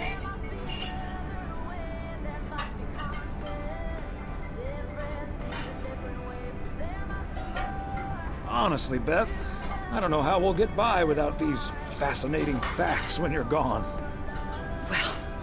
I will still be selling sets of encyclopedias at the store for a few more months if you need them. I'll cut you a nice deal. Only if you'll help load them into my truck. All joking aside, my friends, now that a new year is upon us, I feel a moment of thanks is in place. I know I've kept my situation from you for a while, but now that it's out in the open, I honestly don't know why I didn't share it with you sooner. Pride, I suppose. But I feel so much better now. So thank you, my friends. That's what we're here for. Glad we could be there for you, Beth. And thank you for opening us to it. We'll always be there for you. But you have to let us in first. I hope you'll remember that when you're in Georgia. Definitely. In fact, it's my new resolution for 1986. Along with letting go and seeing where life takes me. What about you, Emily? Any resolutions? Well, less work and more fun, I suppose. Now that this guy Matt is joining the motel, I am looking forward to a bit more quality time. What about you, honey?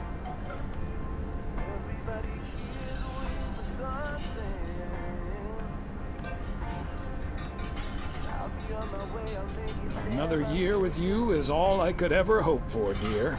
Oh, I love you too, Big Bear. Should old acquaintance be forgot and never brought to mind? Well, whatever the future brings, this old acquaintance here will be hard-pressed to ever forget you two.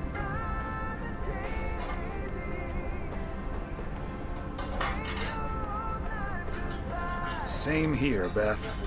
Absolutely. We wouldn't be able to forget you if we tried. Not that we tried, of course. And like you said at Christmas dinner, even if the reasons for change are sometimes out of our hands, let's focus on the new beginnings that come along with them. And what better time for new beginnings than New Year's Eve? Attention, folks! It's showtime! If you want to see the biggest fireworks show west of the Rocky Mountains, you better be standing outside in about 10 minutes. That's my cue. From a little spark may burst a flame, as Dante once put it. But I need to visit the ladies' room first, or I'll turn into a pumpkin. See you outside. Isn't she marvelous? I'm so happy for her, but I am going to miss Bethy. So will I.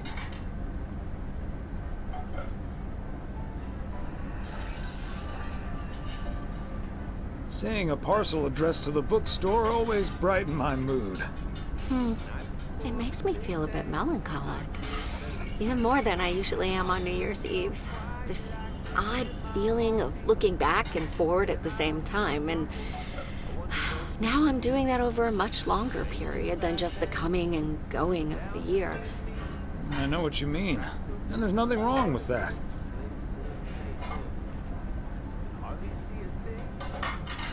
It's good to have something to look forward to. And we sure have something to look forward to, don't we? I guess that's what's most important in life. But let's enjoy the here and now instead. Our wise and beautiful daughter just taught us not to demand that this should be the best evening of the year. But we're allowed to try it, right? So this is where my speech ends, my dear husband. And now I need a glass of champagne. I'll drink to that. And to you. And all the good things the new year will bring us. Maureen, I need champagne. For me and my beautiful wife. You got it, sir. Just grab your glasses and join me in the bottle outside. It's less than a minute now. 20 seconds on go, Mr. Price. Go. And so, 1985 draws to a close. With mere seconds left in the year, I've been told this little lake town will strive to end 85 with a bang. In 10, 9, 8, 7, 6, 5, 4. Holy Toledo! Ilsa, are we getting this? Somebody check on Frank!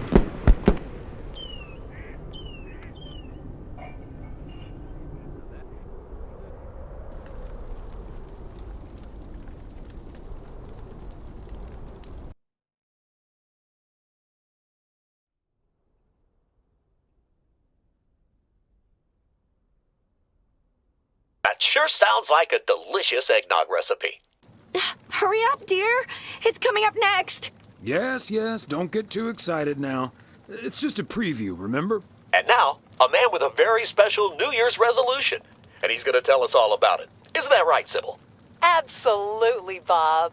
It's none other than our roving reporter, Connor Price.